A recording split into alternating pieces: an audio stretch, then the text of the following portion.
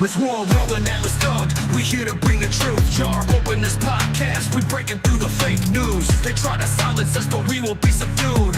We're bearded alpha males here to save the youth. Spitting fire on the mic with the bass Christian takes. Exposing the lies, keeping the demons at bay. We ain't afraid to speak up.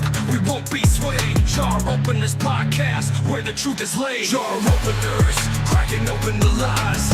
We're rolling Atlas Dog. We're here to rise.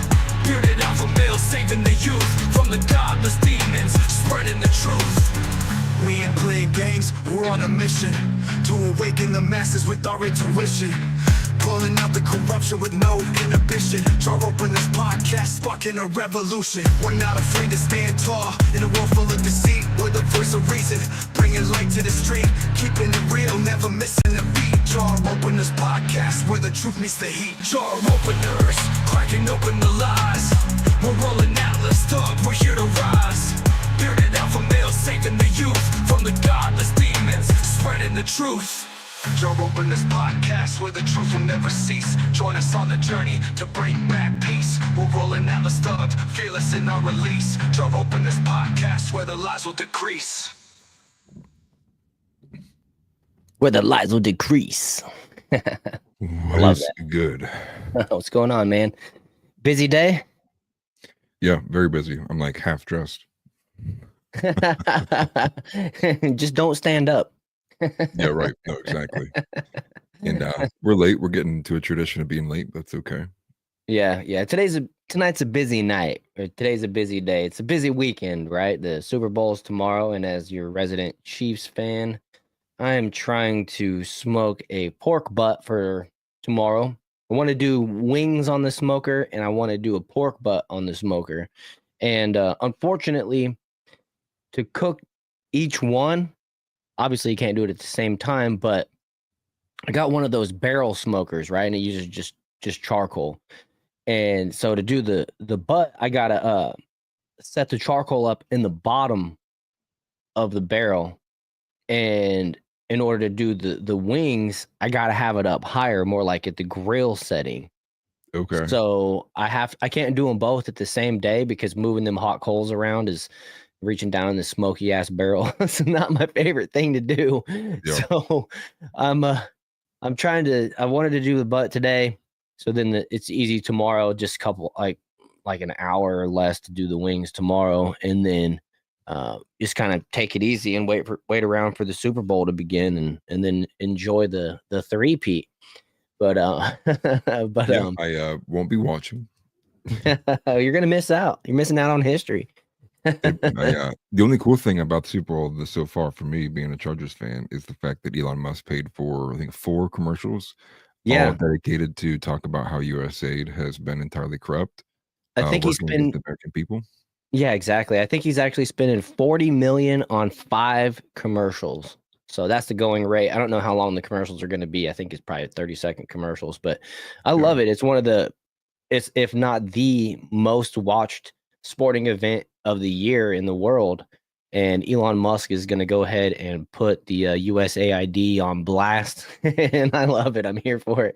I was kind of expecting some stronger calls for boycott today. Like once that announcement was made from the left, just basically like boycott the Super Bowl for this reason or that reason. But the only one I've actually like heard about is kind of coming from the right, in that they're going to play the Black national anthem. They did it last year too. And then you got this calls to boycott over that, where, the national anthem itself is for everybody. So why are we going to then go and start nitpicking and play? Are we going to play the Asian national anthem? We're going to play the Native American. Like, where do we draw the line? Where does it stop? Right. Right. I think the bigger, more question there you see is, I would boycott it just because I think it's rigged. I'm a pretty basic fan though. Mm-hmm. We've seen this multiple times play out now with this whole identity thing, with Black Americans feeling the need to have their own special anthem, particularly an anthem, because they just don't relate to the American anthem. This kind of separation that we're two different types of Americans, that the regular national anthem just doesn't apply to them. They don't see themselves in it when they sing it. It's one of those things where it's extremely divisive. It's And that's a dumbest theory too, by the way. The guy that sang it last week for the Chiefs game is that like the army dude or whatever. He crushed it. Gained tons of followers on X. I can't remember the guy's name, but got tons of positive reviews. People saying it was the best one they've heard and stuff like that. So I mean, I don't know, that whole divisive rhetoric from the left and black community kind of sucks, to be honest. I just saw Steve's comment there. It says, "How is Travis Kelce doing alive right now when he has the Super Bowl to play tomorrow?" Yeah, that's good. I wish. Yeah, but looking forward to Kelsey just tearing it up. Somebody's gonna get left. Somebody's gonna get double teamed in the Chiefs wide receiver side of things, and whoever's not, they're gonna eat. They're going to eat. It might even be Justin Watson, the old X Factor. That's my prediction. The X Factor of the game is going to be Justin Watson. He was actually our number 2 receiver last year, and we added quite a bit of depth this year, and he's kind of fallen to the wayside.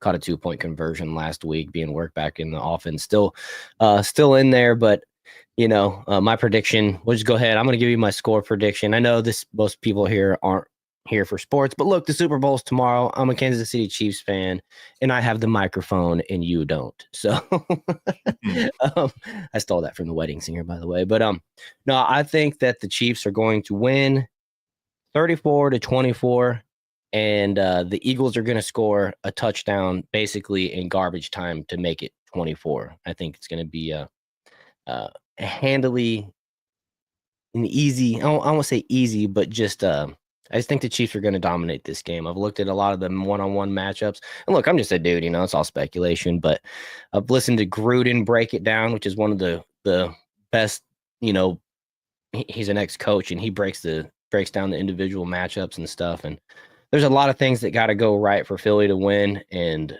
the Chiefs just need to basically play their game. And I think they're gonna get it done. So anyways, I know you guys don't want to hear that. I see Abigail rooting against us. So one of us is going to be crying tomorrow. Hopefully it's you. You see those maps I'm where just it's playing. like, it's like who's rooting for who in the Super Bowl, and then this newest map is the whole everywhere in the U.S. is grayed out, and the only area that is Kansas City is Kansas. The only area that's Philadelphia is Pennsylvania. Right. The funny thing is, it only took us like 3 or 4 seasons to totally flip that map completely around. It used to be the Chiefs were the ones rooting for, or the whole nation was rooting for the Chiefs. Now it's the opposite. But well, it's natural to root for the underdog. I think right. most people, especially if they're not that tuned in, they want the guy who they don't think is going to win to win. Right. That's true. But I mean, Philadelphia has been in the Super Bowl quite a few times over the last decade themselves, and so I mean, just is what it is at this point. You have to do what I did when we lost to Tom Brady in the playoffs every year before Patrick Mahomes. Well, even in Patrick Mahomes' early career, you just got to enjoy the greatness that you are witnessing. Even if you hate Tom Brady, appreciate it if you're a football fan that you're living in the era where you get to watch the greatest play live with your own eyeballs. So that's the next wave of that is Patrick Mahomes and Andy Reid. And I just say if you're a football fan, just try to enjoy the greatness, because we don't get these type of talents that often. They're once in a lifetime, twice in a lifetime type of talents. And like I said, just enjoy it. Root against them, root for them, whatever. But make sure you pay attention to the fact that what you're witnessing is probably going to be talked about for decades. You know what I mean? Like we talk about Michael Jordan still today, right? Hasn't played in over 20 years, and we still compare him to LeBron James and the greatest and all the conversations and stuff like that. So just enjoy it. Yeah, it's well. I was gonna say it's good that we got like Marcus in here, Gary in here, Titan finally made it. Yeah, House. Nice to see everybody in here. Yep, TNT I think as well. Yep, TNT. Yeah, TNT. So yeah, appreciate you guys for being here. Sorry, I got to rant about the Chiefs a little bit. I'm excited, right? And I got this pork butt. My whole thing I was getting at was been working all day trying to get the videos up. I made this whole new schedule for myself, so I'm plotting out every single day to make sure I hit my numbers and my goals with the channel, my daily uploads, as well as making sure I'm here and putting on a good show for the live for our lives 3 times a week. And just gonna grind all year and set high goals, and I want to work hard to achieve them. But today and this weekend is a huge distraction, and I had to get the smoker going. I thought I had the coals going at like about an hour ago, and I was like, cool, it's gonna be ready for me to throw the bud on just before we go live. And I'll like have to run out there one time during the show just to make sure the temperature is set at like, because you got like the little dampers to get the temperature right. And it's like I'll have to run out there once just real quick for like a minute, maybe twice, and just check on it. And then I went back out there right before the show just to check on everything, and the coals completely went out. So like 3 minutes till showtime, I was out there trying to get the coals to start, and I'm hoping that it's going now. So if it's not, I'm gonna be up late cooking that pork butt. But regardless, we'll get it done. Well, I was actually a bit excited for today. In regards to the news, I know what's going on the weekend. But with that being said, there's a lot happening in the news cycle again. I don't think anyone of us in here is like tired of winning. If Trump would said we would be winning so much, we would get tired of winning. I'm not tired of winning yet. There's a lot that's happening. A lot with the USAID stuff still taking off as we dissect each individual aspect of that too. One thing, I'll break it down in a couple ways. One of the things that I heard was I listened to a little bit of Mike Benz on the Tucker Carlson podcast. Okay. And he was breaking down just why he kind of supports the soft power of what USAID actually does or was meant to do. They were kind of debating the smaller topics of, the specifics. No one's kind of supporting that you're going to send money for a trans opera in Ireland. Right. But it brought me to this realization that there are actually still a good bit of neocons in power. And Mike Ben spoke a little bit to this. So no, he kind of avoided it explicitly because he kind of knew what kind of pushback Tucker Carlson would get. Now, again, I only listened to the first 40 minutes or so. But this kind of idea that the American empire is good as long as like we benefit from it. This idea that if we do send out aid and we do these things, that it'll get these countries to do things for us, whether that is for like exports, imports, just our kind of advantageous lifestyle we live here in the States. Now, I think that's kind of lost though, is because no one sees it that way anymore. All we kind of do see it as is everyone here is kind of suffering on a base level. Probably a lot of people in the chat kind of, tight on money. A lot of Americans all across the country, very, very tight. And whether that's on just the financial level, but also on levels of depression, manic kind of depression, our social spirit as a nation's kind of dying a bit, all of these very divisive cultural problems. So I agreed with Tucker on that. But it sucked to see somebody like Mike Benz want the empire to kind of continue. And I don't think we can trust the American empire as is anymore. I think I would be more so in the position of getting rid of all of it, disbanding USAID entirely, never doing it again. The more that I do see with this USAID stuff, I want to be an isolationist country. I want to entirely get rid of it completely because I can't even trust people, even if they claim conservative or Republican, to have our best interest at heart. Now, when you hear the American empire, most people think of the endless wars and us pointing guns at people to ensure that we can make sure that we're, petrodollar stays in place and people do what we want. I'm kind of past that at this point.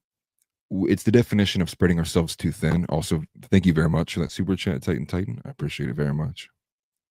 Yes, sir. And here in Tucker, I'm glad that we have people in speaking like Tucker Carlson, Candace Owens. Like a toy girl.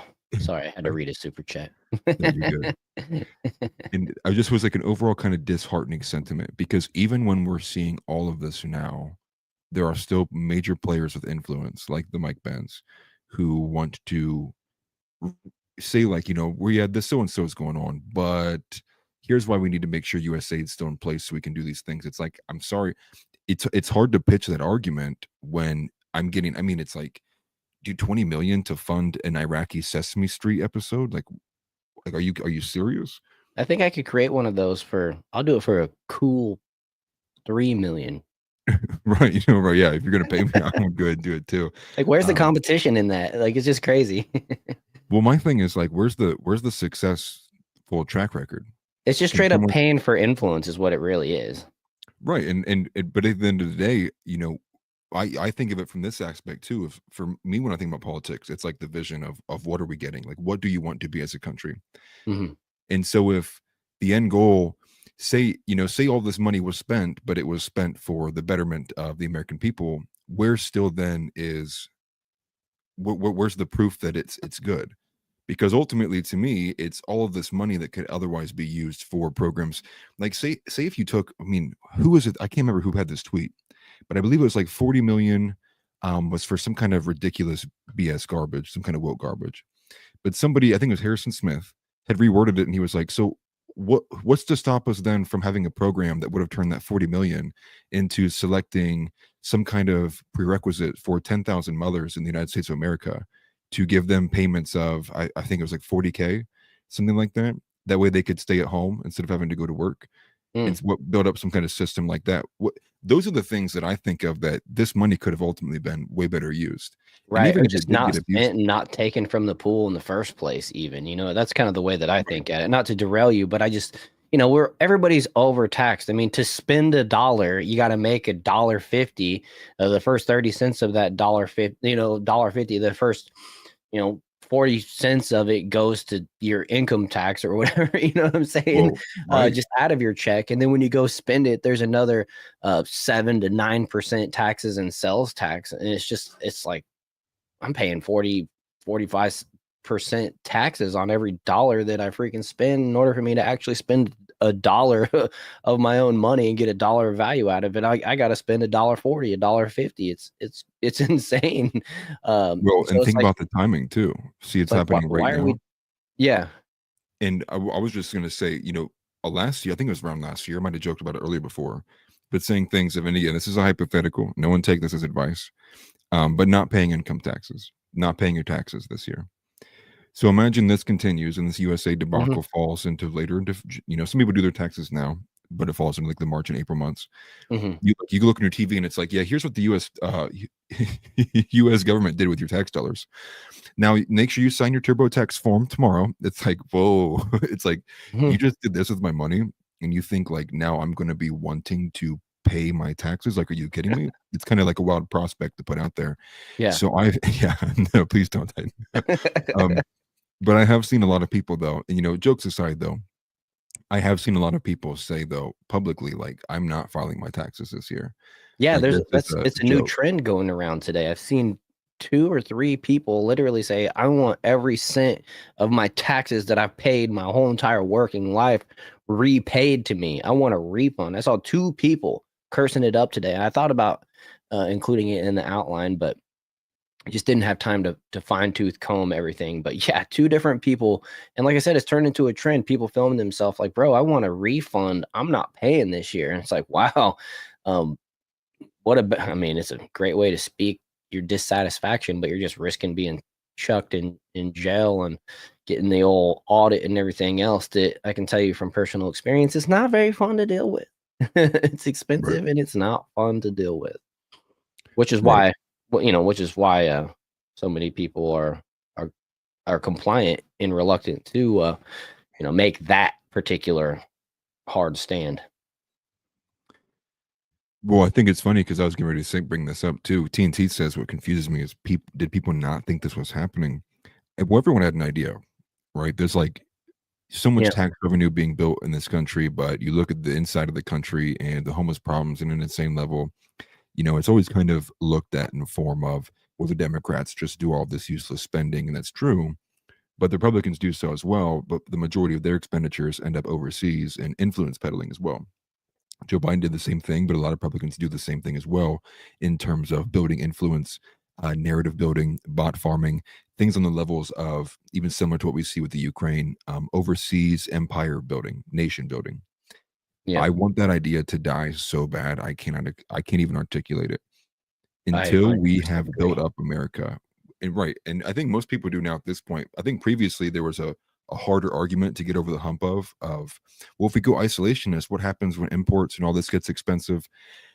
But at that same time, if the cost is the soul of the American people to be this very dead, depressive entity, Yeah. where your children are getting abused by the iPads you put in front of them, and the mothers are on the streets, not in the home, and the dads are on the brink of unaliving themselves. That's when it's like, okay, maybe we pull everything back. You pay a dollar more for gas, but like everyone's not on the verge of like attacking each other on the street, and build Mhm. that community back up. Because without that, we're on a path for self-destruction regardless. And additionally, the type of nation building that we do nowadays is not the same type of nation that we built in the first place. It's not like let's recreate the United States, go back to the forefathers and put a constitution in place that gives them, first, second, third amendment rights and stuff like that. It's like the Democrat version vision of what they want the United States to be is what they try to rebuild in this nation building concept with these other countries. They want to, and you see it because they're indoctrinating them with this trans ideology and the LGBTQ and everything that they fund through, USAID and who else knows what other entities are contributing to this. USAID is just the big main one that we're finding out about lately, which we will dig into. I added an Ian Carroll video where he exposes the USAID's biggest recipient so far that they've been able to find out about. And it's kind of shocking. You know what I mean? But Right.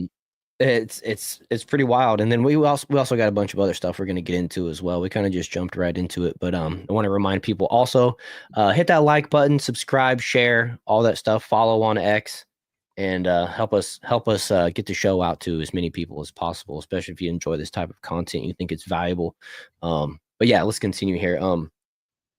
I was going to say Well, that the type of nation building that we do is just not healthy. You know what I'm saying?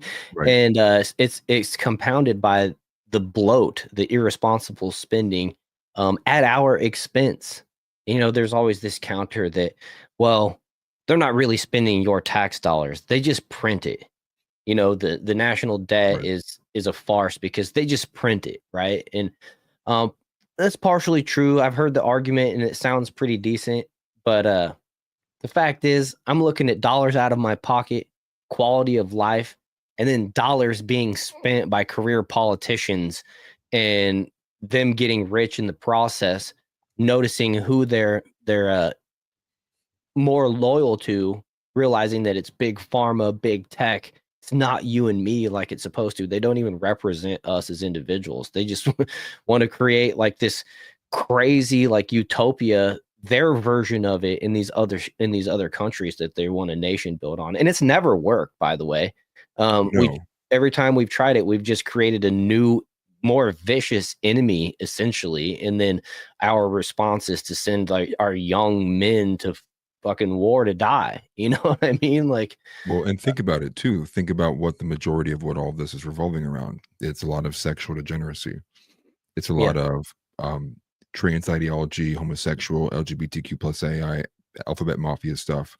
And I think back to one of the most wild things that I'd ever heard, and this I probably heard this about a year ago now at this point, maybe longer, was during the generational warfare with the Middle East.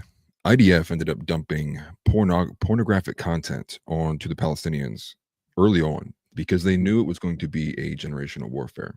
mm, So they dumped pornographic material onto their children and men. And the idea there was to weaken men. And the pornography being straight up used as a weapon of war. So when you think of in the terms of when it's being peddled and other influences as well, that clearly follows the same suit. It is the weakening of the architecture, the weakening of the gender roles, the weakening of now the major cost that comes with that. Now there is a big effect on women. I will say that we can all kind of see that, but what also goes lesser known because we don't we don't venture into these aspects too often because a lot of people don't want to make others offended. Is the fact that pornography as a tool is used to make men weak and docile. The same way that when you weaken the gender roles and men are more keen to be trans, men are more keen to be homosexual, that also weakens them entirely. So the psychological warfare that occurs on men that turns them into these sticks, these very and we see it, we can see it in the younger generations as well. meant to ensure that the male population does not have even the capacity to become the men that would be the men who would carry over things such as revolution, making it easier for them to dominate the peoples. Because obviously women have a role in war, but they're not going to be the ones who fight it. They're not going to be the ones who organize it. They're not going to be the ones who lead the charge. So when you turn a whole population of men, and it's happening here in the States, but it seems to be what a lot of USAID is being done for as well. Now, they may argue it's under the practice of, because we believe in homosexuality and all this stuff. I would take it to the even further, more malicious intent, which is follows suit with reducing the human population entirely. Because I do believe there is a large entity out there that wants to do that, that follows that track. It's being done in a way to not only reduce the amount of children being born, reduce the amount of people you do have to control, but the ones that are here are being so debased in a form that not only takes them from their spiritual role and in their place, their natural spot, but also turns them into something that's much easier to dominate. And I think when you look at what the USAID's been doing and where a lot of our funds have been going, it seems that our intended purpose there is to also ensure that we're doing that to the rest of the world as well. But the AKA effect here weak in the States men. is massive. But go ahead, I didn't want to cut you off. Oh no, you're good. I thought you were done. I was just gonna say, AKA weak men make hard times, right? Right. Exactly. And I think we can all kind of see that. And it's not even just in body as well, it's in mind too. This largely is when you look at things like consensus. Now, consensus is where the majority of women form their opinions as the foundation. So they see a lot of people agree with this, and because women are agreeable at the center, they go, okay, this must be what is true, because we see a lot of people agreeing to this. Mhm. So women also are the ones who are easily fall victim to manufactured narratives. But you can't get that with a normal healthy male population, because males are they have a bigger kind of filter bias. They think through things even without consensus. Like, it doesn't matter if the other 10 guys in your friend group don't agree with you. It's like, well, what do I think about this? But if you weaken those men on the psychological mental level, then they don't filter through that process. They're the weak men. They don't want to fall out of the herd because they can't stand alone as a man. So they resort to these more kind of sneaky, like we talk about, like the sneaky fucker tactics, the Right. weak men tactics. And so then they also attach themselves to consent, because they don't want to, at the same light, be caught alone or out and off guard. Now, it comes from the fact of women were so dependent on living in the village that if a woman was cast out of a village, it's like, you're done. I mean, it's over for you. Like, you're not going to survive out off on your own. Whereas men, it was like, dude, I don't care. Like, I'll start my own village, or I'll go try to join them. I can live alone for a little while, figure it out. Right. That's what I'll you go see. start my own village. Right. Yeah. Right. But again, where's even that kind of conviction and wherewithal for men? You don't see it very often. And when Mhm. you do, it's like, it's very rare. And people kind of flock to those kind of guys.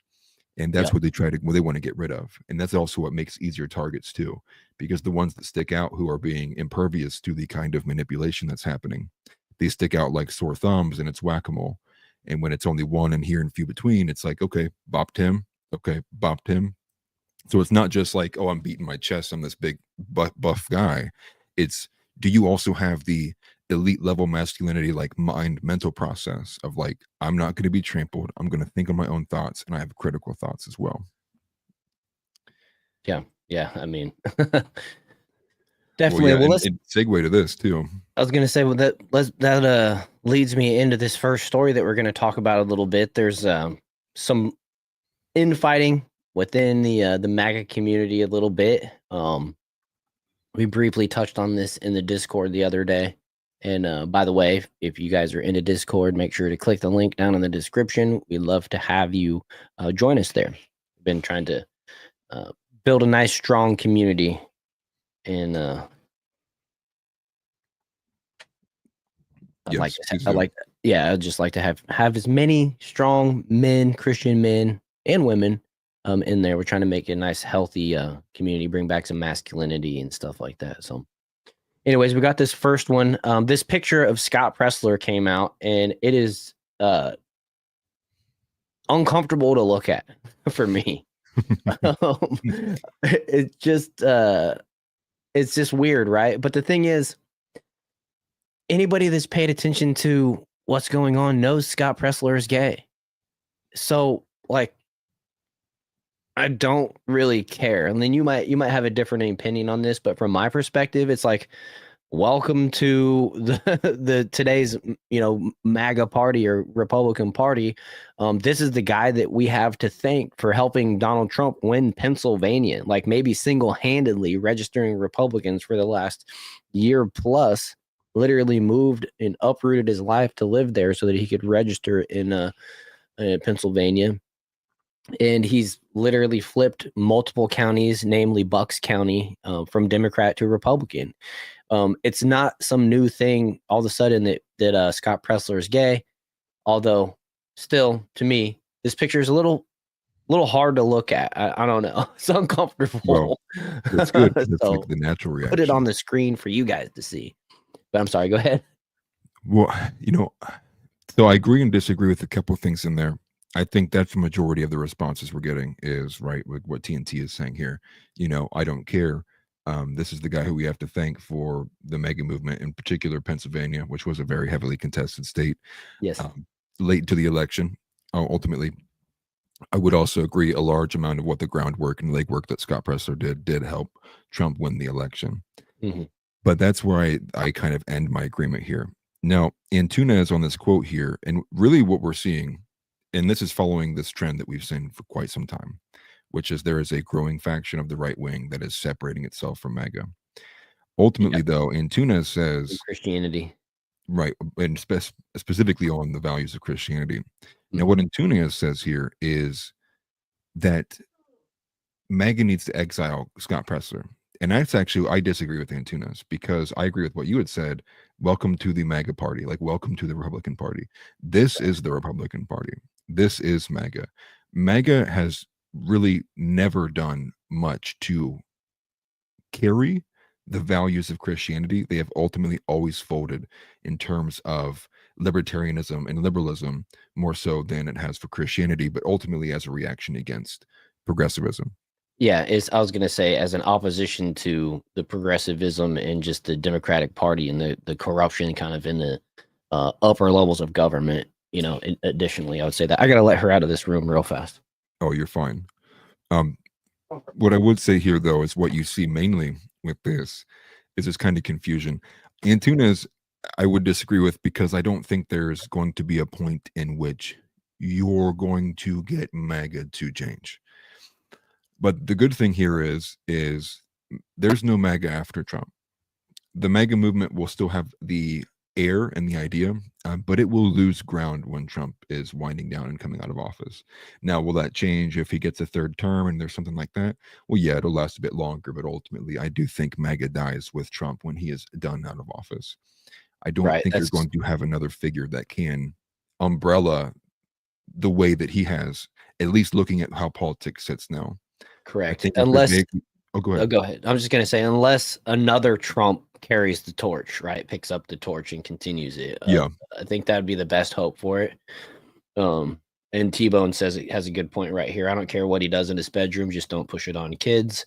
100% agree. And, I believe that Scott Presler stays in the adult realm like 100% of the time. You know what I mean? I never see his post talking about anything other than what he's doing. You know what I mean? Which is focusing on this county, relaying, reporting numbers of voter registration. Dude seems to be pretty focused on what he's doing and not trying to influence his sexuality in any form, which is why this picture is probably getting such a strong reaction. Just, it's not that people didn't know or anything like that. It's just, it's out of his character to see him kind of like this, even if you understand that he's gay.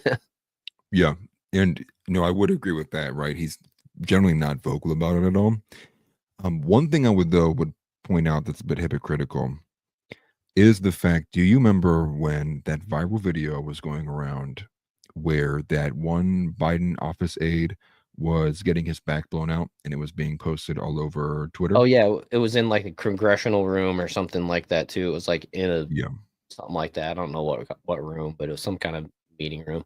Right. So most people don't realize that Scott Presler was also kicked out of another area for doing the exact same thing. And I'm not sure. Wait, say that again. I'm sorry, I read chat. Say that one more time. I'm sorry. So it was either in Florida. I think it might have been in Florida or somewhere else. Scott Pressler was also kicked out of it was like an RNC group, or man, I'm trying to think of what else it was. But he was kicked out of the area because he was also caught doing some kind of sexual activity on those campus grounds. Like so in like a office area. I have to look back up. I saw that I had the news clip not too long ago. And so for some reason, you know, that story is like nowhere to be found. But you know, the one, and you know, ultimately there's probably not a video of it. The video is what made the other one go very, very viral, and people all saw it all over their X profile. So it's easy to be like, dude, I do not want to look at this. Why are they doing this in the Senate room? Right. But the reality is that the activity was also still done. So who's to say what the kind of mental acuity of Scott Pressler is in terms of like where he's truly at on that. But you are right in the fact that he's not nearly as vocal about it. And to be fair, this picture wasn't even posted by Scott Pressler. It was posted by the other individual in the photo. I believe his name is Josh Cedar, if I remember that correctly. Okay.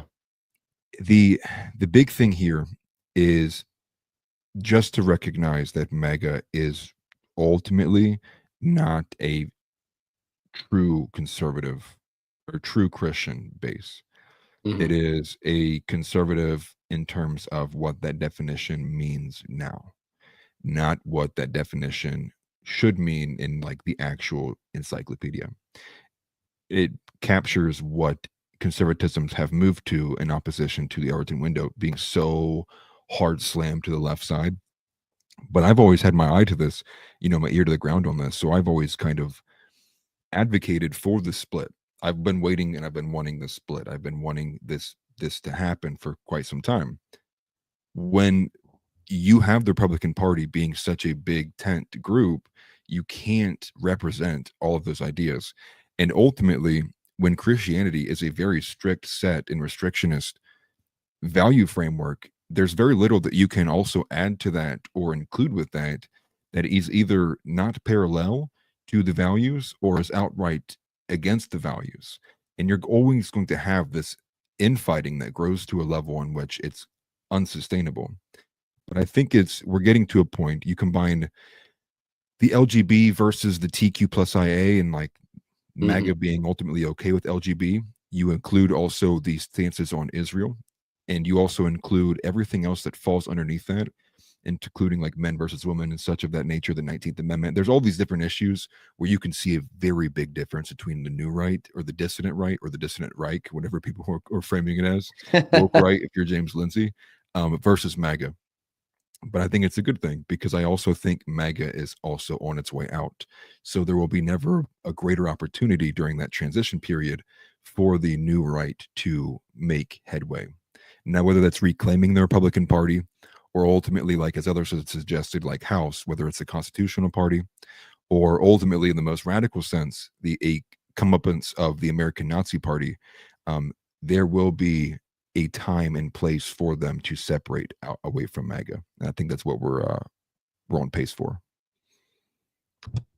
Yeah, I mean, it's well said. I wish there was a more Christian hard stance within MAGA, but that's also a harder route to take when it comes to winning elections. You got to be more inclusive. And I'm not talking about like focusing on diversity. I'm just saying, you know, you can't take the hard biblical stance and just shun everybody that might agree with you on the majority of things, because it's just not a recipe of winning elections, unfortunately, nowadays. Now, hopefully in the process, we can at least bring more people to God and Jesus in the process and maybe strengthen it a little bit.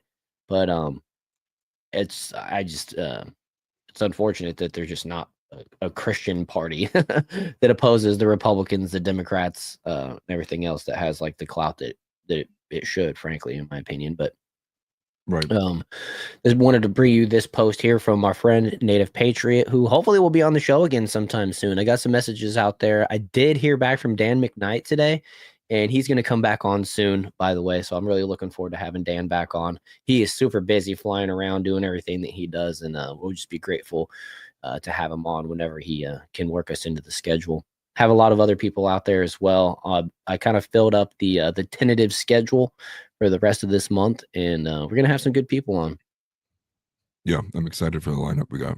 Yeah, but this one from Native Patriot, this has got to be one of the biggest moral conundrums we face as conservatives and Christians. Hate the sin, love the sinner, meaning being gay is an action, not an identity. I really like Scott, but it's unreasonable for him to expect every conservative to have his back in this. I don't know the right limit for shame or for shame for actions. Social media really seems to amplify any kind of criticism. I've met Scott. I've hung out with him. I've seen the effort he puts in to the MAGA movement. It is without a doubt honorable. And it's funny, they actually, when he met him, they both had like a long hair contest or whatever in their picture. I thought it was pretty funny, but they're like making their hair as long as possible. Yeah. But there is a part where he is gay, and the Bible informs us that is an abomination. Maybe it means that it is an abomination to the soul and to the future of a bloodline. Obviously, he cannot reproduce in gay actions. So the fundamental standard I promote, get married, stay married, have children, is something he doesn't represent. What is the proper amount of criticism? What is the proper amount of criticism? We are allowed to be friends, support each other. I think so. I don't see how it benefits anyone to shun him from our movement. It's not just because he's useful, it's because of his dedication, work ethic, and effectiveness. Scott has done more than 99.999999. You don't know what I was going to say yet. 99. Okay, that was all a G joke, by the way. Of MAGA people in this country. He is undoubtedly unique and talented. My wife will laugh at that one. That's why I did that. That one was for you, babe. Possibly. That's what matters. I personally see it in the drunkenness, a temptation that is nourished, developed, and learned. Some are more prone to be susceptible to it than others, but I don't believe it to be inherent. So in a way, I understand folks being repulsed by two gay men lusting over each other, and I also see the criticism of it. It just sucks how ineffective and rude social media comes across to seem like bullying instead of guidance or love. I don't see it as a black and white issue because people are so flawed, and our world is filled with many sinful temptations. Best to treat with love rather than hate, especially to someone who has proven to be a dedicated, hardworking, compassionate, truth-seeking person doing his best despite his flaws. I support Scott Pressler. I see no evil with him, and I cannot support the exile being called for. I stand with Scott. Oh, and there's the picture that I was talking about. That's funny. See, they got like a long hair contest like going on there. Yeah. So that was our friend Native Patriot in his response to this, and I think that was really well said, to be honest with you. Yeah, and you know, I would disagree with some smaller things in there, but I think he's right on nailing out some of the objective things. You know, obviously you can't expect Scott to carry those values, knowing who he is. But I think that's the reality of why I disagree with people saying to not divide the party. Ultimately, if I say, hey, you do not represent the values in which I believe in, at least even the most important ones that I believe in, you know, shame be it for me that I stay here. It's like, yeah, I might agree on the economics here, might agree on where the money needs to go, but ultimately what I most care about is the Christianity being upheld in its most true essence. And if you don't support that, and it's like, well, you know, you're really not the party for me. And that's what I mean all the time when I say separating yourself from the red versus blue charade and looking at it in the framing of good versus evil. Mm-hmm. You know, the red versus blue charade, you know, that's one thing. But when you move on to the next level, you got to start looking at things for what they are. Doesn't matter how cool somebody might be, and they might say some funny things. You know, Trump's a pretty funny guy. He's got a lot of aura. But at the end of the day, you go, well, is this guy going to forward the ideals of Christianity? No, I mean, twice now. I mean, we saw the Office of Faith. He put in a prosperity preacher who is a known heretic, who's on like her third marriage, who embezzled money from an organization. And you just go, I mean, at a certain point, it's like, okay, this guy clearly doesn't have his ear to the ground to where the Christian nationalist community is. Pragmatically, it's good. He's doing good things. But if this is going to be his last term, and I got to look forward to what happens after him, it's got to be in a sense of like what's going to best represent me. And so that's why I think it is ultimately the best idea. Right. Yeah. Spot on there with that comment there. This isn't a unity party. This is the straight and narrow path. It's either you're on it or you're not. There is no, you know, there is no try. as Yoda would say. Right. But that's why I think some of the most subversive messaging that does come from anybody isn't even from the left, it's from the right. And it's this continuation of we all got to just continually band together. And I think this post nails it in the terms of what's getting normalized. If MAGA movement does be the big protectors, you know, they're out there like, oh, don't do this. We're white knighting for homosexuality. I mean, at the end of the day, you have to look at it for what it is. I mean, these people are defending homosexual actions because of work that's being done in a political sense. Now, how much does that really matter in terms of getting people through the gates of heaven? Well, it doesn't at all. It literally doesn't. I mean, we're talking about economic policy and things that matter here on earth. Not to say like it's not important to some people, but at the end of the day, there's a hierarchy of what is most important. And as a Christian, Yeah. if you can't say getting to heaven and honoring God, well, then you're mixing the big picture here. Right. And I want to bring up this comment here from T-Bone. I'm not pro LGBTQ, but the conservative part is a big tent of common sense. Sorry, excuse me. Is a big tent of common sense people with a 90s mindset. Religion is not a big part of MAGA, just saying. And that's where like the whole kind of America First, you know, moniker comes in. And, you know, I named the channel America First TV. And I've always had this one hesitation in the back of my mind. It's really not America First for me. It's God First. But I think America First communicates the MAGA side of like where I'm at, and like so hopefully people will see that and then be interested in watching the show, checking out the channel and stuff like that. But it's one of those hesitations that I've always had with the name of my channel because it really is God first, you know, America second, essentially. Well, family second, and then you know how it goes, really the hierarchy of it. But Right. it's just a messaging thing. But then Dietrich says the thing about being a Christian with gay friends is their actions don't affect my place in heaven. If befriending sinners is against the rules, then why was Jesus even here? And that's very well said, because as we know, he made, you know, apostles out of some of the worst people on planet Earth. You know what I mean? He hung out with the riffraff. He opposed the clean leaders of society, essentially. Well, so I really don't want to. I try not my best not to be a Bible thumper at all by any means. Mhm. But this is just actually also like a fundamental misunderstanding. You know, when Jesus was around the sinners, he didn't say, "Hey, thank you, man. Like, it was really cool to hang out with you."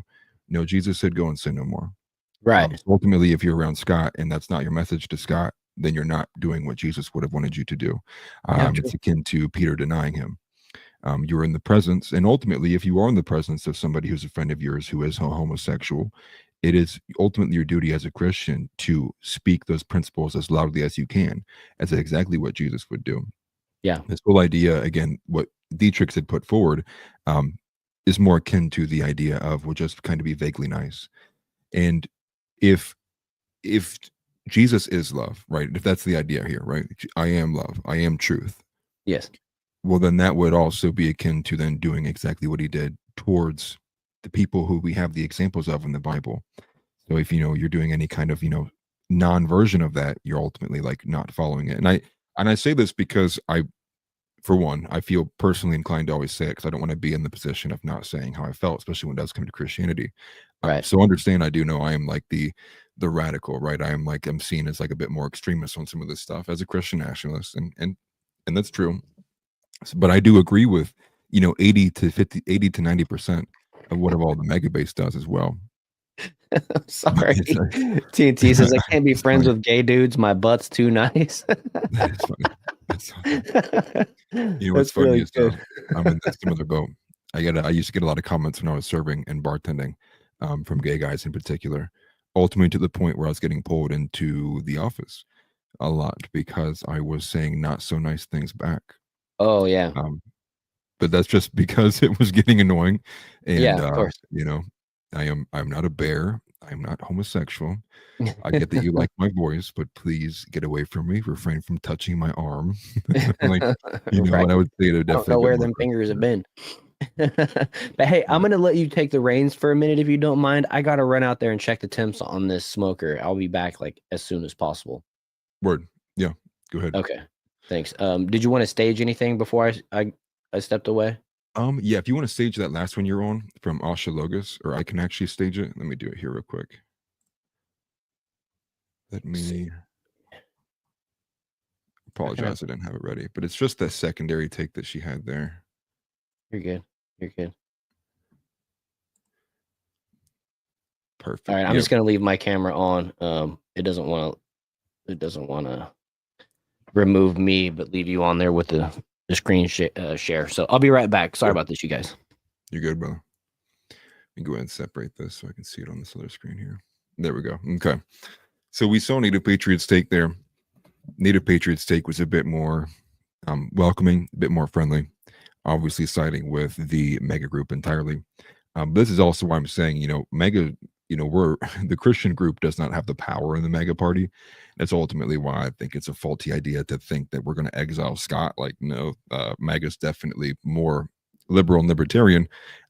So like for me personally, my thoughts when I saw a lot of this controversy was like, well, I guess I'm not MAGA anymore. If this is the guideline and you're asking me to take this position, I guess I'm not MAGA anymore. Not that it's a bad thing too. Trump is in on his final term. So it is what it is. We got the pragmatic thing done, incrementalism.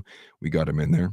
Hopefully, it doesn't continue to look like New World Order positions and propositions are taken on.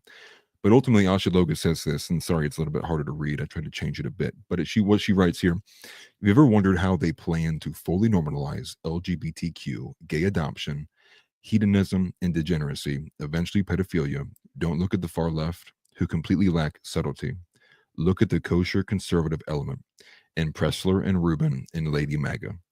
Surrounded by clever public relations people and aggressively marketed as tireless political heroes, a subset of the most naive and short-sighted slowly endure a complete reshaping of their culture in the same direction as their supposed foes seek to reshape it, just slightly more slowly. Now, we've seen this pretty commonly with not even just, degeneracy or things that might not be outright against Christianity, but we've also seen this, slightly more slowly. It's a very common trend, right? What are the Republicans doing? They're just like speed bumps for the Democrats. They're just Democrats, but they move slower. And we see that, and I think that is the ultimate reality of what Republicans are. Now, you could nail that to a few things. I think ultimately, if I was to nail it to the largest thing, is that Republicans don't capture people's hearts. Democrats do. Democrats are the ones who do the emotional appeals. They're the ones who have the AOCs who scream at these for the kids. They scream at the border. No matter how fake you may think it is, and ultimately a lot of it is, they do a lot more that tugs on heartstrings. Republicans, when they form big protest, it's a lot more organized and it seems less appealing to the heart, and it is generally a reaction to being against something.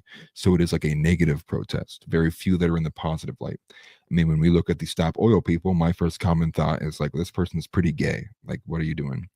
So there's very less to do with the very pro get together. Now, the pro-life thing's another thing, but it's also reactionary in the sense of being against something as well. They're not organizing to just shout from the rooftops down to people. But to continue with this, she goes on and says they don't just endure it. In fact, they've been taught to cheer those backing away at it, or hacking away at it rather. But they fight for our color of the uniparty. This is what an obsession with politics does to the mind. Those drawn into this void cease thinking philosophically, spiritually, culturally, racially, historically. All becomes a grotesque red versus blue charade. And this framework so utterly dominates their thinking that the snakes slip in largely unnoticed. Now, surprised because she did get a good bit of non-pushback there. She even says, please pardon the visual, will be deleting this shortly. I don't want it on my feed. Simply just wanted to make this point. Needed the grotesque visual aid. What I would like to say, and I'll get the comments here in a second, what's crazy is on that initial post that we had from Antunes, and I'll try to go to it if I can, if it'll let me in StreamYard. So I would like to read this one, and I'm glad this is the first one, because I saw this and I thought, what is this lack of awareness? I don't know who this lady is. Her name is Mrs. Massacre, but just take a listen to this lack of awareness. She says, bro, coming after Scott Pressler is like coming after Jesus. We will brawl for this MFer. So what? He's gay.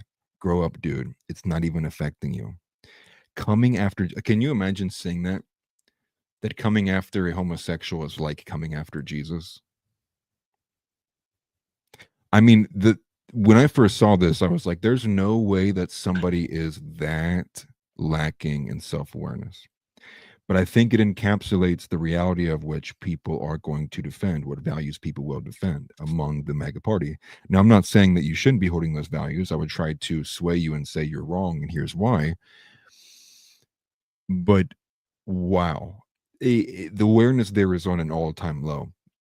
But that actually encapsulates the party. And I do agree. I think Steve Splenda says excelling Scott isn't the Christian way. I think loving him enough to tell me he is sinful and the church is a hospital for the sinful is the way. And that's right. Well, that's why I don't agree with I do not agree with MAGA exiling anybody. Pragmatically, because we're not the ones in control. We'll be the ones who get exiled. There's ultimately a lot more political influence against people who are on the Christian nationalist side, those who are a lot more radical. And that it's just not going to happen. But I think knowing that, that's why you move away from that and you say, okay, then if MAGA is not going to represent our ideals, then what do we do to be able to represent our ideals? It's probably the more correct thought to be able to move forward with this, and less infighting. Just accept the fact that MAGA will never hold up to what you want it to. So tugging at the same kind of string will never get you the benefit that you want. And D-Trick says, and I'm sorry, I put these on screen, but I'd have to do that.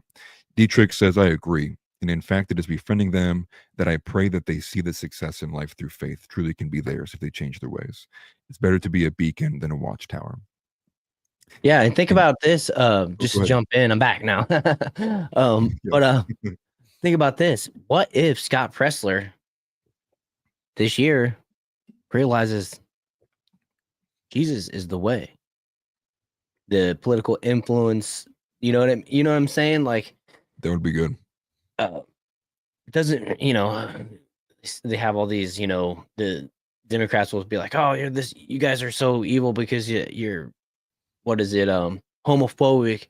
And it's like, well, gay people all the time realize that Jesus is the way and then want to turn from their sexual proclivity or whatever, right? And so I remember they attacked Chick-fil-A like 15 years ago because they were funding an organization that helped people like not be gay, right?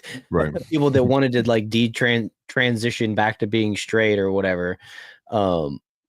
And they called them homophobes and they tried to like cancel Chick-fil-A back in the day over that. And I remember that was whenever I was actually eating Chick-fil-A for breakfast a couple times a week because it was right across the street from where I'd pick up carpet in the morning and as a carpet installer. And young dude, totally gay. And I'm just like, I bet he wouldn't appreciate these people out here speaking on his behalf, basically trying to shut down the company that he loves working for. This dude is super happy every day. Probably loves his job. I mean, that was the impression that I got.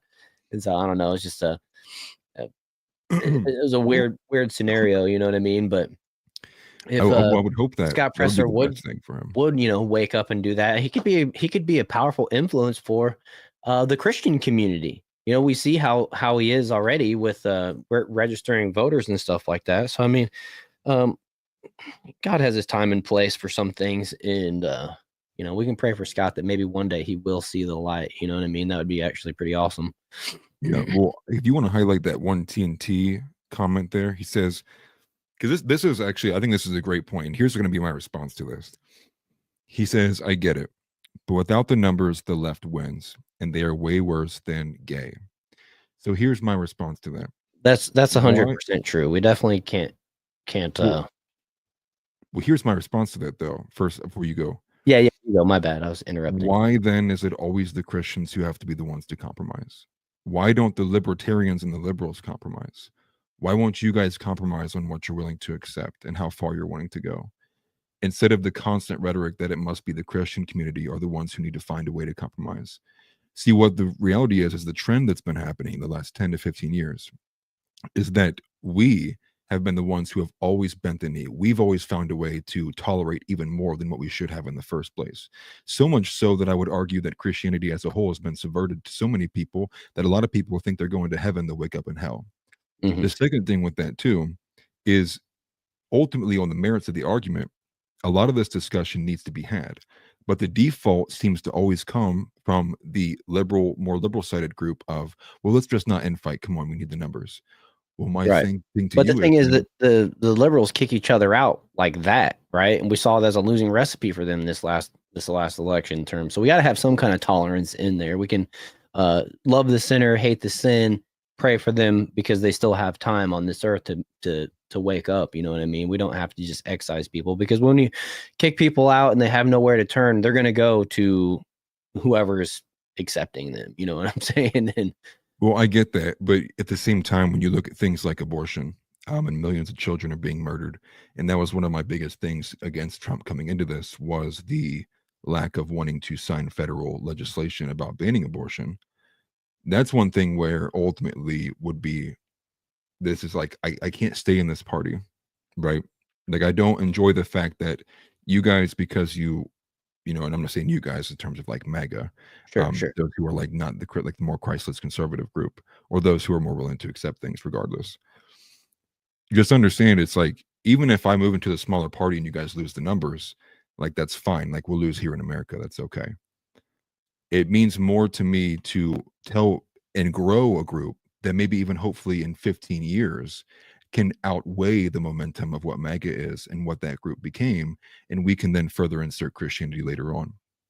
My goal is not to have millions of children die. Now, people get irritated all the time, but I do think that the main argument then that I think the Christian community needs to understand is, why are we always the one asked to compromise? Why can't the libertarian put porn down? Why can't the libertarian find some ounce of inside of him to maybe put a restriction somewhere? Why, Right. and, you know, and this could go 110 different ways, but I do think that when you look at the trend of what's happened, you do see the fact that it's been the Christians who have been, okay, well, I guess we'll give up this value and we'll move to a more left position. And more tolerant, right? Right. And I'm saying the opposite. I'm saying, if you ever do expect things to change, there will have to be people who push on the other side and they go, actually, no, I'm never going back to MAGA.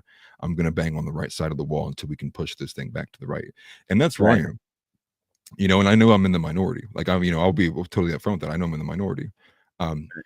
So with that though being said, it's like I couldn't in good faith tell someone for the 400th time to compromise on this value that ends up with mass reduction of population, that ends up with homosexuality being normalized, without also on the same hand being like, I'm betraying my Christian values and ethics.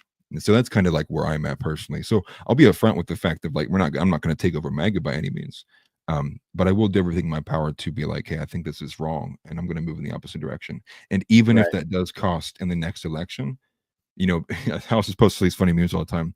The Fell Forward Again award, and what you see with our kind of meddlings in like the Middle East as well.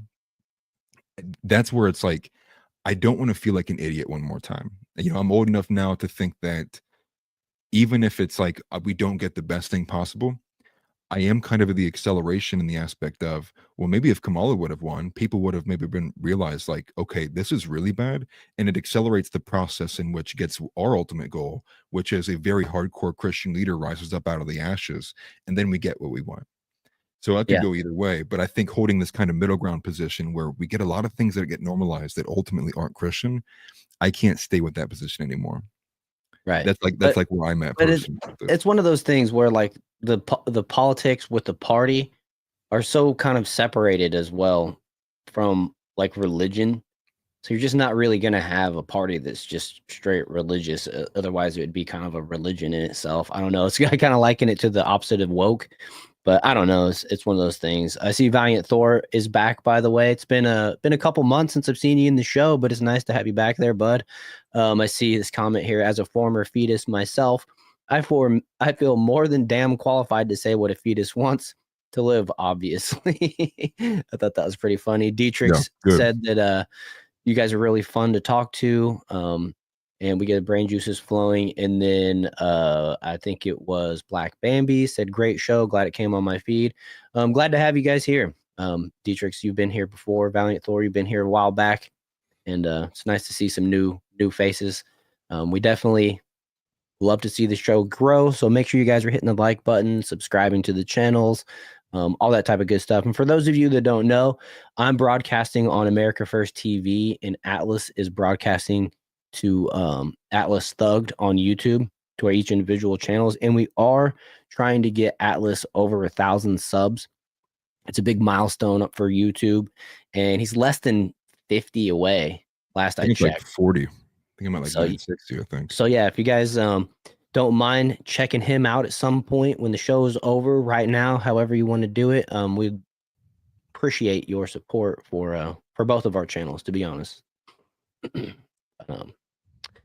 glad you love the show. Glad you like the show. Let's see here.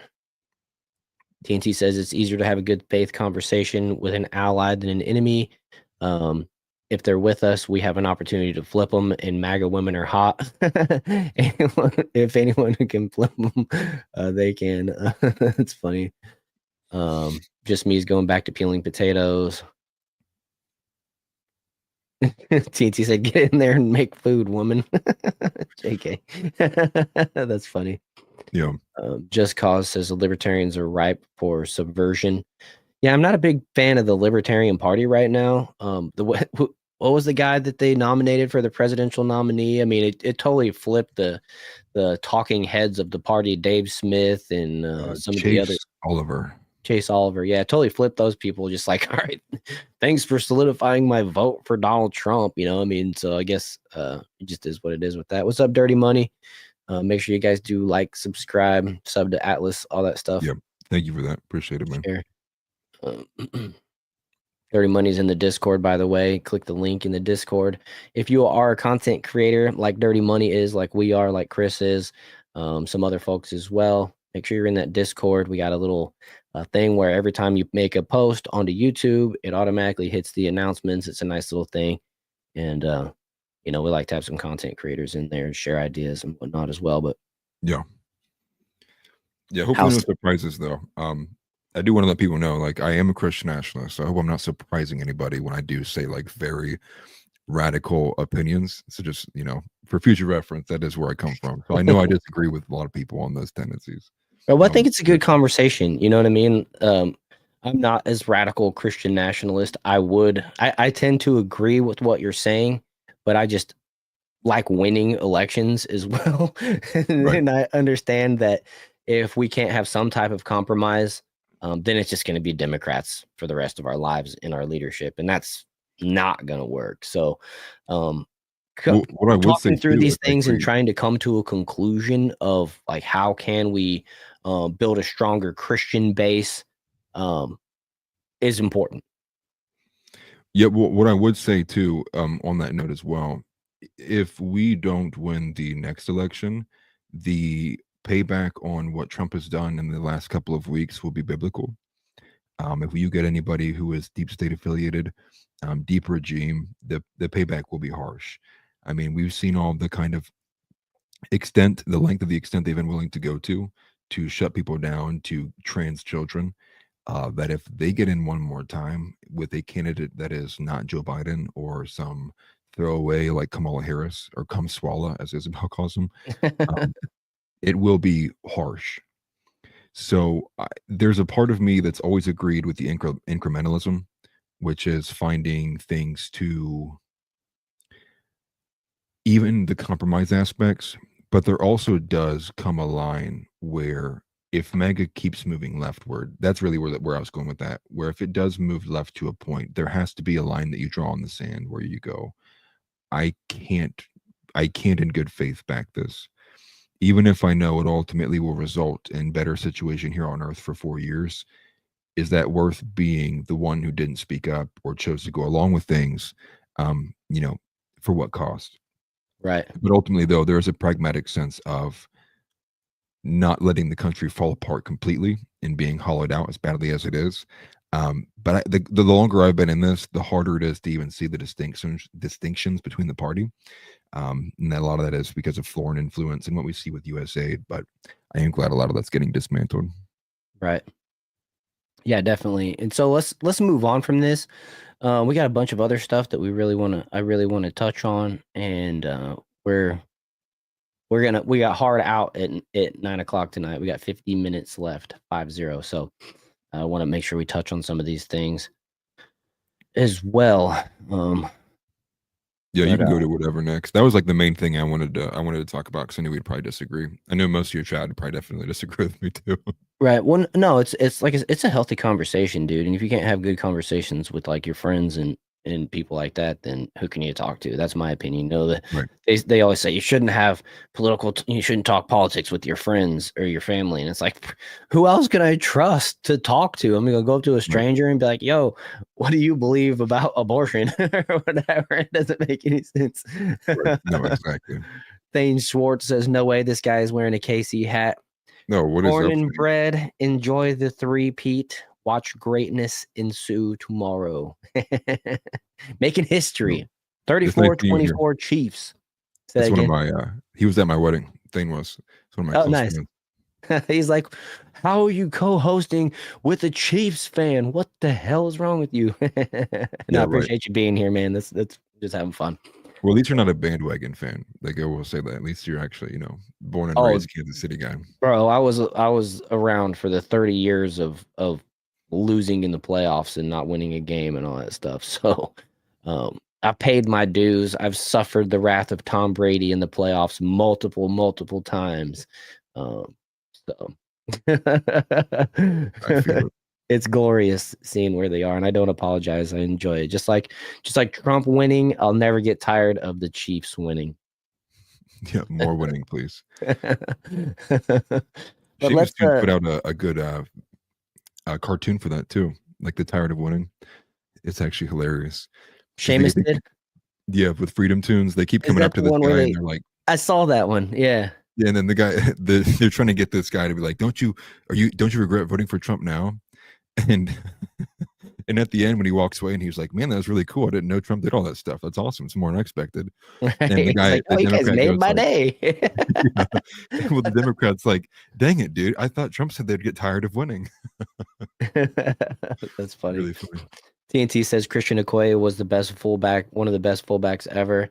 Yeah, the original Nigerian Nightmare. Yeah, that was right when I was just becoming a Chiefs fan. I think one of my first years it was like Steve DeBerg was the quarterback, but then when they traded for Joe Montana and went 13-3, I was caught hook, line, and sinker. But I would say my favorite Chiefs player in history would be Jamal Charles, to be honest with you. I'm a big fan of Taylor Swift. You might think I'd say Travis Kelce or Patrick, but man, Jamal Charles and Priest Holmes, I love those two dudes. They just were cut from a different cloth. And ironically, something you guys probably don't know is Jamal Charles was on the spectrum, so he actually had participated in the Special Olympics in his history.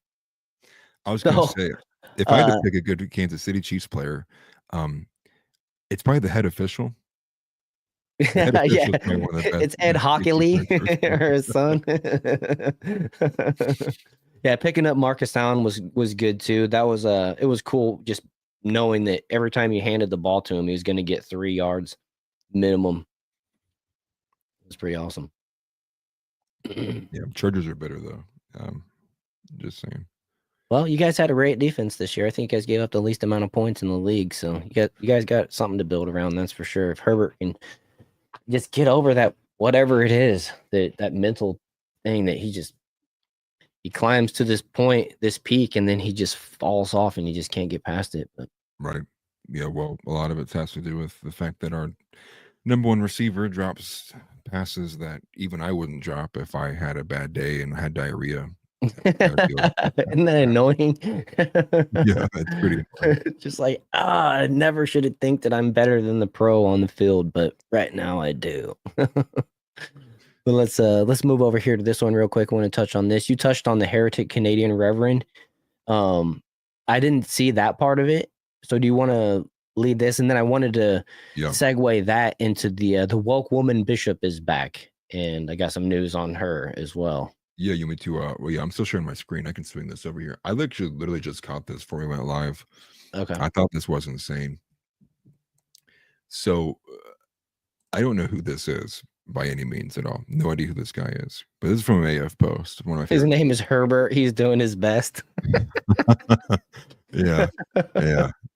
Listen, listen. If he gets me one more poor year, I'm gonna start questioning who he is as a player. But yeah, Sex pervert activist and heretic Canadian reverend says calling Christ Savior is offensive to other religions.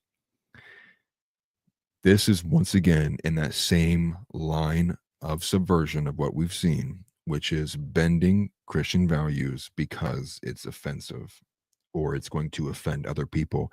Now, you'll hear his reasoning here. He's got about a 3-minute segment here that we'll clip. But obviously, if you look at that side picture there as well, wearing the rainbow sash in solidarity with homosexuals is not a good sign for a Yeah, pastor to be that's not wielding. a Noah's Ark rainbow. Right. So his reasoning here is also insane. I listened to a first few seconds of it and I was like, wow, this is good. This is like right in line with what we talk about on the show all the time. So we'll go ahead and platform that here too. Okay. But yeah, we'll move into the Office of Faith lady, right? That's what they're calling the new department that Trump put up for that bishop lady. But yeah, we can get into that. Okay. I'll go ahead and play this. Make sure this sounds okay too. Now, when they came out, Yeah, it's good. very quickly, there was one word in those bedrock beliefs that began for me to be uncomfortable. Problematic. You're When problematic. people now come to our church, many of them will first check the website to see what this church is about, what they believe. And many of the folks who did that would tell me out in the community, Brent, I looked up your church and it sounded reasonable, but when I got to that word Savior, it was a problem. You're And it's fired. a problem because I'm from another faith tradition. Or it's a problem He's because Canadian, so I don't believe that everyone has to accept Jesus as personal Lord and Savior like the fundamentalists say. Well, then he's Or fired. that You everyone know what has I'm to talking define about? Savior in the way that the fundamentalists define it. And it soon became that I kept having to explain that word. And I knew there were many people who would never give me the opportunity to explain that word. And in membership classes, when we would go through the vision, mission, values, and bedrock beliefs, that was almost always the point that was raised by somebody that they had a problem with. And so twice in my 40 years here, I tried to get the word changed. And because I quickly realized that one crucifixion was enough, I backed off and thought, okay, this is not the right time to do that because it upsets some folks. Then I had to figure out my own definition of the word. And so today I want to talk about my definition, how I approach that word. Oh, I he's a believe that total in lefty. Scripture, the My phrase truth. salvation means healing our relationship with God. And for me, Savior means the person or persons or situation that help me to heal my relationship with God, who points me in the right direction. So one notable thing I'll put right there too, because I didn't make it this far. That definition alone, by the way, denies the divinity of Jesus as God. So defining a savior as someone who helped your relationship with God denies that they are one and the same person. So that's like a smaller kind of nitpick there too. But again, this is the same series. It's like it's like a series, right? It's like, okay, in volume 1 we have female pastor, in volume 2 we have just be nice, in volume 3 we have don't offend other religions. What's insane is what's also been lost in Christianity as a whole is like the idea of like, yes, Christianity is superior to Islam. Yes, it definitely is. That's why I believe it. It's what it says I should be believing, and what you believe in is a false god. Yes, Christianity is superior. Thank you very much. Instead, we kind of have like this idea of, well, Christians believe this, and like Hindus believe this. No, it's like as a Christian, you go, no, my religion is superior because why else do you believe it? If you think it's on some equal ground as what Islam is, or it's on some equal ground as whatever this gay Canadian stuff is, it's not. That's not the truth. And so there's a confidence in that where you go, yes, Christ is my savior. He did die for my souls. Muhammad is a false prophet. You could go to, Joseph Smith is a false prophet. It's like, he is my savior. This is the definition of what he is. And this is why I believe that. And that lack of having confidence that Christ is what reigns supreme is another key feature in the fact of Christianity being this toothless ideology when it shouldn't be, when it should be very, very strong. And we just kind of lack that as a whole. But I'll go ahead and play the rest of this out. In healing that relationship with God. And so for me, being born in Canada, being born in New Brunswick in the Bible Belt, Being raised a strict fundamentalist Baptist, I have no problem saying that Jesus is my personal Lord and Savior. That's where I come from. In the Gospels, we have the example of Jesus' life. So teacher, example are there. But it also has Savior. And I would hope that someday this church would see the possibility of changing that word, because it is a stumbling block for so many who want to be here. It is a stumbling block for people who do interfaith work. How do we explain that phrase to Muslims and to Jews and to Hindus? I think the word guide just as effectively describes the meaning, that Jesus is the one who guides us back into a healing relationship with God. Doesn't say That's the Holy Spirit. If you want to accept Jesus Christ as your personal Lord and Savior, join me, it's okay. But if you want to redefine that word for you, that's okay too. Now, Okay. Like, you cannot make it up. Well, he is making stuff up, but I mean, you literally, like, at this point, the amount of like subversion you see of the Christian faith is it's insane. It's getting so out of hand, it's unbelievable. Saying that from the leadership is just insane. Like, take that cross off your chest. Right. No, right, exactly. You know, in this comment here from Thane, you know, it doesn't have to be superior, it's just the truth, plain and simple. Right, but that's what's not here as well, too.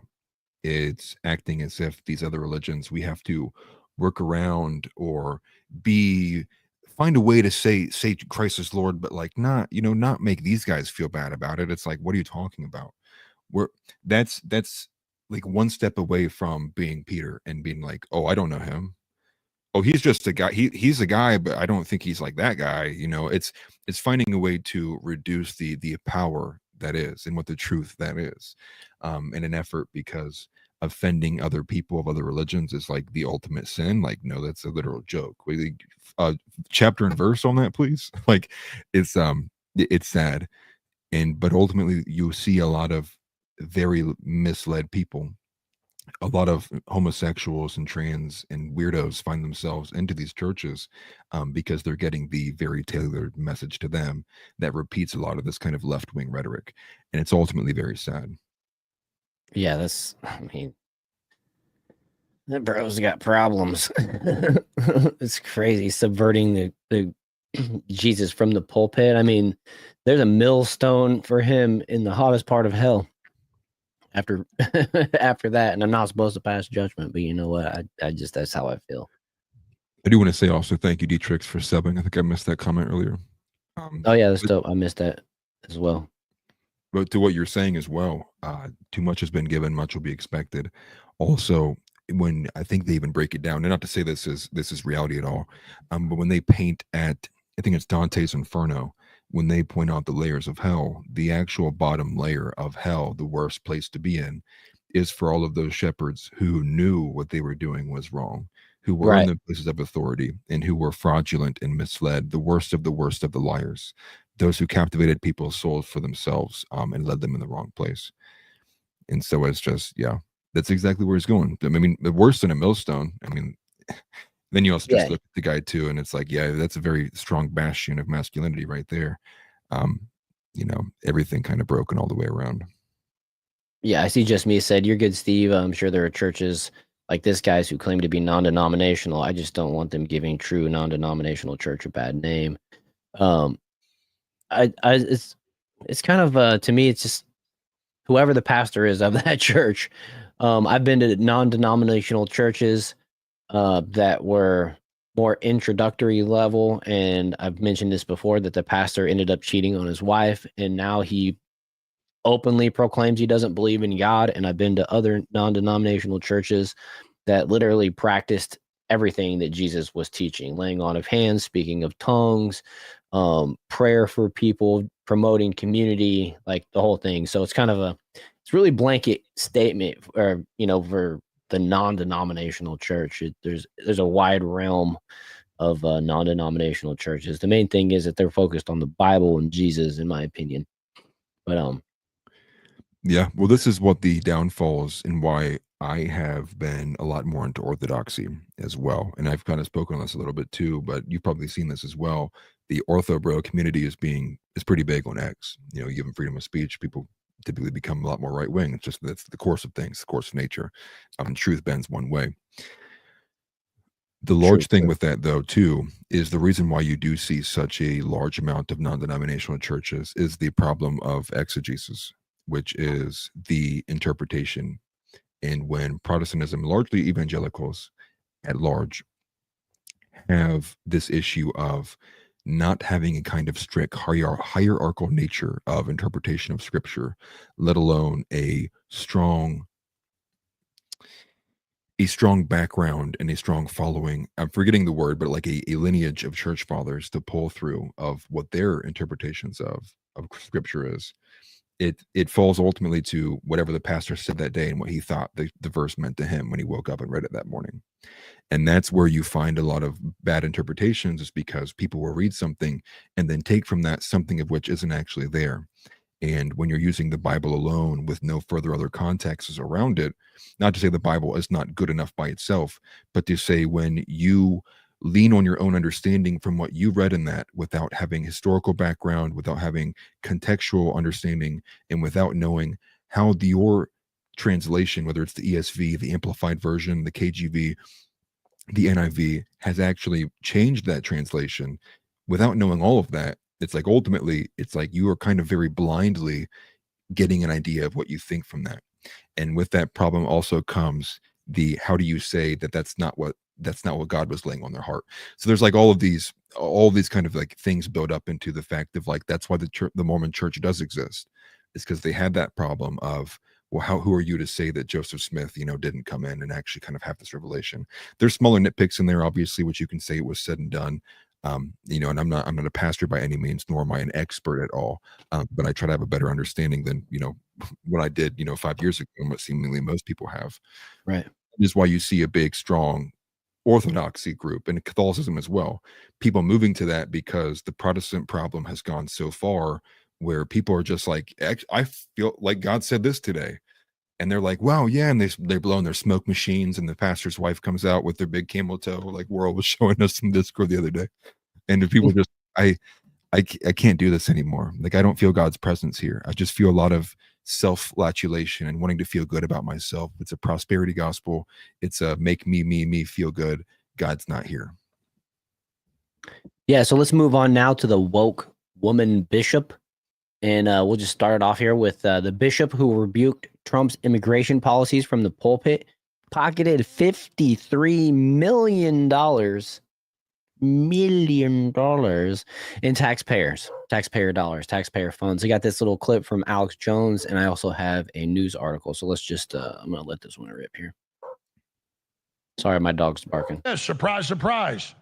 Remember that witch that they snuck into the National Cathedral, who got up and said, illegal aliens, we got to bring them all in. We got to. Well, it turns out mustache on her. It's millions that have gone to these Lutheran groups and the Catholic group and the Jewish group a year. But she pocketed $53 million in taxpayer money, and of course is involved in the massive smuggling of men, women, and children, particularly children and women, into the United States. And of course, USAID was heavily involved in the Clinton Foundation, smuggling kids out of Haiti. When you look at that Day of the Dead actress, I mean, you can hire her for a new Day of the Dead movie. We're hiring you. You don't even need makeup. Just go right out there. You look like you've been dead for a couple weeks. I mean, look at the zombie forces we're up against. She's up there in her white collar and lectures you about she's a woman of the faith and, and a man of the cloth. She does look like Gollum. And she looks like some kind of like demonic ventriloquist doll. And then she's attacking Trump from the pedestal up there, from the lectern, from the pulpit. And then, of course, she's got a big, giant taxpayer ta-ta in her mouth. And, of course, the money's for smuggling kids, funding the open borders. So, well, let me show you this article here. It's the same one that he had up on screen. But unveiled hypocrisy, nasty bishop who chastised Trump's immigration policies revealed to have pocketed $53 million in taxpayer money. I'm assuming this was discovered by DOGE, but let's read a little bit here. Let's see here. This bombshell comes as no surprise to those who see through the sanctimonious veneer of left-wing religious leaders who preach compassion while filling their coffers with public money. During an inaugural praise service, okay, we know that about Trump. Let me make the final plea, Mr. President. So the so-called bishop who spoke at the national prayer service on Tuesday morning was a radical left hardline Trump hater. She brought her church into the world of politics in a very ungracious way. Nasty tone. Let's see here. In 2023 alone, EMN raked in $53 million to resettle 3,600 individuals, according to the New York Post. The news outlet added that in 2024, EMN sponsored 6,400 individuals from 28 countries, including Afghans under a special humanitarianism program and refugees from the Democratic Republic of Congo. So that's nearly twice as many. It's not over. It's nearly twice as many individuals in 2024 than they helped resettle in 2023, which they got 53 million in 2023. So that makes me think that they got like 100 million in 2024. I don't see a report on that, but maybe that's still yet to be discovered as far as numbers. Maybe they got to file their taxes first or something.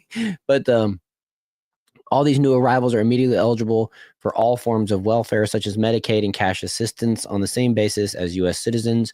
Further, they can sponsor friends and relatives under a recent Biden expansion of the refugee resettlement program. So pretty anti-American and just a complete drain on our resources and tax dollars, to be honest with you. And just recently, since I brought up Biden, I think it was yesterday, Trump revoked all of Biden's national security clearances. Basically made him a civilian, I think, something like that. So I thought that was pretty cool. I thought that was actually get off the screen. I thought that was pretty awesome.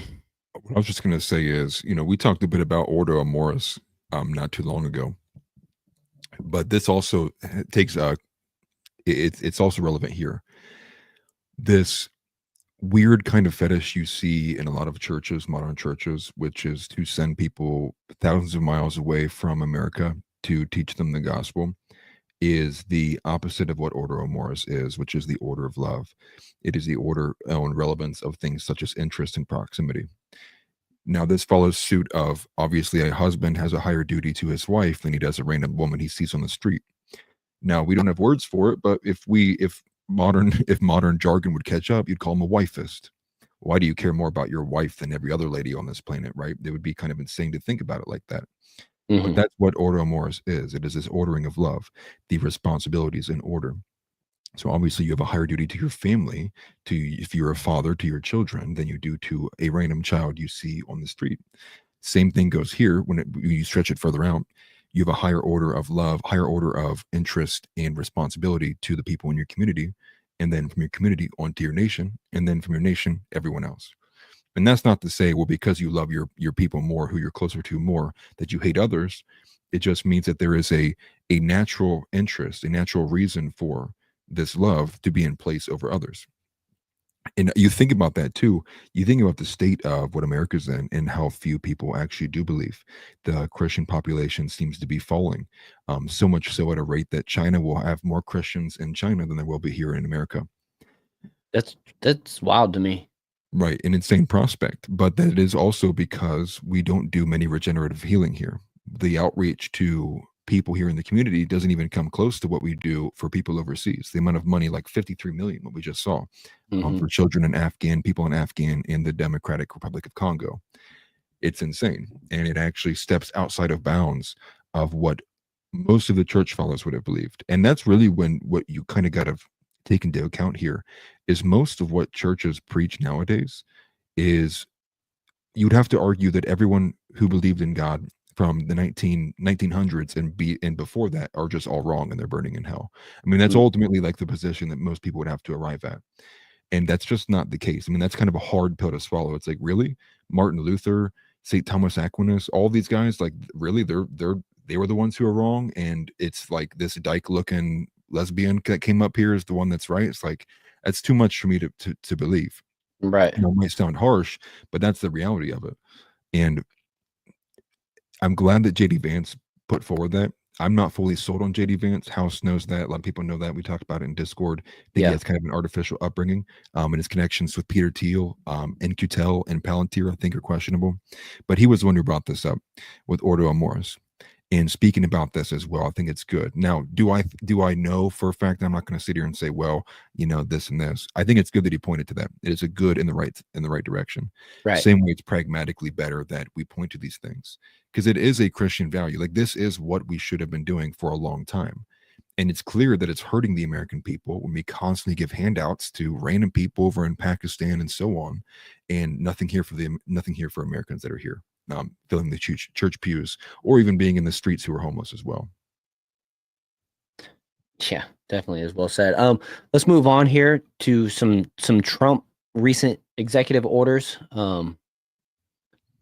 Actually, let's read this one real quick. It doesn't have any teeth. Dirty Money says it doesn't have any teeth. How they preach it nowadays. No accountability. Come as you are to church. No pressure to change your evil behavior. True. It's very true. And we mentioned that before on the show, that it seems like a lot of pastors nowadays are more concerned about offending somebody that might potentially become a tither, right? Somebody that might end up being a donor to the church. Granted, I've always I've accompanied that with walking into church on Sunday is kind of like, to me, this is my perspective. It's the you're fishing for people that know nothing about religion. You assume that it's their first time in, and so you're trying to kind of not be so fire and brimstone anymore, because ultimately is kind of a business, and you're trying to get people interested with the message of love or this or that, right? With maybe a short lesson, a good environment, it feels good, you feel something. And then if you really want more from it, that's where you have to plug into small groups and apply yourself, right? And that's like kind of how it graduates from preschool all the way up into college levels or whatever, kind of essentially. But not every church has that type of like offer, right? Where I'm going currently, they do these things called circles, which they're just small groups. And, they're extracurricular. It's on a Thursday night or a Saturday morning, and they're focused on, one group that I was a part of. It was the Lions, the Pride of Lions, and it was a bunch of men. We'd get together, we'd go fishing, we'd barbecue, we'd go shooting a couple times a year. Everybody would bring out their weapons, and it was a great time. Men fellowship, people that are, of the same mindset, and it's a different level of learning and experience in the community and stuff like that. But that being said, I do wish there was more fire and brimstone from the pulpit, just to be honest with you, because that might be somebody's only experience, and then if they get handled with white gloves, then they might not actually you might not have capitalized on the one opportunity you had to speak to them. So I don't know, it's a tough one. Well, it is also sad, because what you're seeing on a large scale is the fact that most men are doing these small groups, but not even in person. It's actually like moving to a digital community. A lot of men are moving to like being online circles, because all the physical brick and mortar areas have been kind of overtaken, whether it is by the kind of homosexual nature of what we see here, or the rampant feminism, the lack of fire and brimstone. So it's no coincidence when you go into a church and you look around and you don't see any guy who could, be the quote unquote stereotypical kind of lumberjack, right? That kind of male essence has essentially been discarded for one reason or another, toxic masculinity or whatever reason you want to put behind that. It's not present anymore. And that is a sad part. And we talk about it in the Discord all the time of like, what has to change for that to occur? Now, Titan, if he's still in here, I know that he listens to Stone Choir, and that's a very, people call it a dry podcast, but I think it's very good. They do a lot of research to go into that. And that's what a lot of communities are becoming for men. They don't even go to church anymore. They don't end up ultimately find the time, or they kind of view it as, it's not for me. I can't find a church that's close enough to me. So they fall back to only ingesting the digital materials and the podcasts and the shows and the live streams people they like, because the pastor they like might be over in Missouri, and they're not going to end up traveling 8 hours every Sunday Right. morning to go to that church. They'll just watch a live stream. So I think at a certain point, though, there will need to be a time in which we begin to reclaim on the smaller, on the local level, as everybody likes to say, and rebuilding those churches, or as Redeemed Zoomer says, stop doing retreatism and take your church back. Go in there, actually retake it, start calling out the pastor, doing things in like private conversations. I'm not saying stand up in the pew and start screaming. That's some horse shit. We know better. Right, because that'll turn people away. You're not going to make many friends that way. No, but having private conversations, or on the same way where I kind of advised, with his church, not to put you on the spot here, but if I disagreed with something that the pastor had been doing in my personal situation, I would have a private conversation with them and be like, "This is the reason why I'm leaving." Yeah, I missed what Thane said there, though. Well, who said? Thane said, he said, starting to see this model as I take my young family to experience new churches. Oh, yeah. Big change up from the church Atlas and I attended as kids, especially the last few years. Right. I think that essence of what I became accustomed to, but probably many men in this chat and watching these streams came accustomed to, isn't there anymore. It's been safe. It's Crayola and pastel colored rooms, right? It's very, very feminized. Right. And we have to take it back. And that's to Steve Splenda's point. I think it's safe to say that all Christian churches have been infiltrated by leftism, all of them. It's been unavoidable in this society. And that's true to a sense, because who controls culture right now? Our culture is heavily indoctrinated with leftist ideas, DEI, everything top to bottom. And so, yeah, it's gonna reflect in the church as well. A lot of times, I will say that the church that I go to, they bring in like revival, like pastors, like dudes that talk like this. You know what I mean? Okay. Like passionate dudes. And we did have one that came through, and he just straight up called the evil that it is, with what they're doing to kids, with the transgender support and just everything, like laid it down. I mean, I was like, all right, I can get with this church if they're going to allow somebody to go up there and speak like that in front of everybody on a Sunday afternoon, which I thought was glorious. I was like, yes. I mean, I don't usually like hope and holler during the sermon, but I was like, yeah, you speak the truth. You know what I mean? Like, dude had me fired up. I love it. I actually did share the clip of that guy in our Christian section a while back, pretty much right after we made it in the Discord or whatever. But that guy, he was great. He went on. He doesn't do those revival things anymore. He actually started his own church, and unfortunately, it's not in my town. So otherwise, if it was in my town, I'd go right over to it, man. I thought that was great. But that guy was willing to say. Yeah, well, I had I had Wayne Harris on, and he's a brand new pastor in the space. He's someone who I used to work with a while ago. He's one of the first pastors I had. I had Knights of Gideon on as well. Knights of Gideon also have a YouTube channel. They're probably not in the chat right now, but they also do a lot of preaching as well on their YouTube channel. They do services as well, so you can find them too. Wayne's only on Facebook though. But Wayne also, to me, it was wild to think that what it takes to get a masculine presence in the church is you have to literally get a former felon to have a revealing from God to go in somewhere. And he's like, well, I don't care about offending people. like I was in prison, right? It's like, I'm like, I don't really care. But it took somebody like that to somebody clip that. Right. But he does a good job. I was in prison. Well, I hope he doesn't mind me saying this, while I might have doctrinal disagreements with where he's at, ultimately that kind of energy of not caring. Like, I'm saying it because like this is what you need to hear. I'm not saying this because like I'm afraid like you're not going to tip me at the end of the day. Like I'm saying this because like this is what you need to hear, not because it's like I want to. It's agreeable to say this. It's like I'm saying this to you, and I'm going to offend people here. You can't even give them a primer too. Like a lot of you ain't going to like this, and that's what you need, right? That kind of I'm attacking on these levels. And one of our even discussions was when I talked about to him of like, when's the last time you even heard a pastor preach on gluttony? No. Most people are like, what do you mean? I don't think I've ever heard a pastor have a sermon on gluttony. And it's like, that's the point. But let alone you look around the pews and it's like everyone in here needs to go on the treadmill for about 18 hours a day.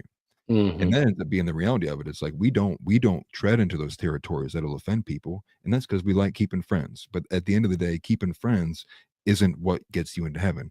It's not what the duty of the pastor is either. The duty of the pastor is to tell you what the word is and his best reading of it, so you have a good interpretation, you have a good message moving forward. So I just hope we can continue to fight that good fight and move in that battle. Yeah, for sure. John Stevens says, I'm new to the faith and being moved to Orthodox. After a lifetime of secular humanistic views, I see a lot of those views in many Protestant and even some Catholic fellowships. Yeah, it's interesting. Welcome, and glad to see you here, man, by the way. We got 15 minutes left. We got 12 minutes left, actually. And I want to run through some of these things real quick. Yeah, get your Orthodox Study Bible. That's pretty cool. Yep. That's where I'm moving to. So, anyway, let me put this on the screen. Trump did pass some executive orders over the last couple of days.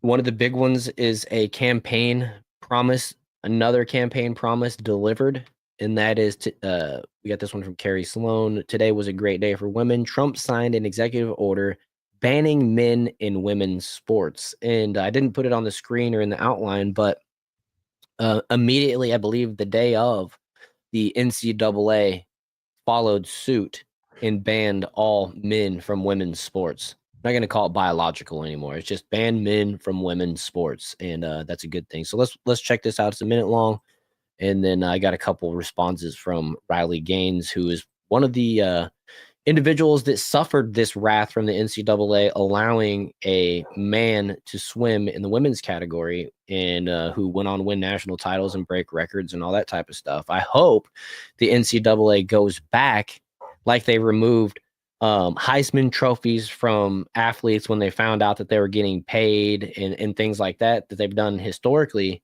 Go back and strip this man, Leah Thomas, I don't know his real name, from the championships, from those titles, and give them to the women who rightfully deserve it, and that they go and wipe out all of his records and everything like that, and return it to a competitive women's sport there in the swimming. But yeah, the NCAA is a corrupt organization, in my opinion. They make a lot of money off the kids being dumb kids, essentially. But that's a whole nother topic I can rant on for a while. But let's watch this one. Everybody, you know, if you'd like to gather around me, I think I'm going to be okay. Come on. Come on. No child was sniffed during this, by the way.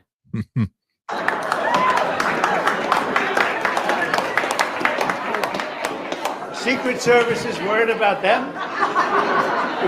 If we have to worry about them, we have big problems. Okay, you want to do this? Watch what I do, and then I'm going to give you some pens, okay? Are you ready? What a nice picture this is, huh, Governor? You ready? We'll do a good job. Wait, let me press that. I want to make this a really good signature. This is a big one, right?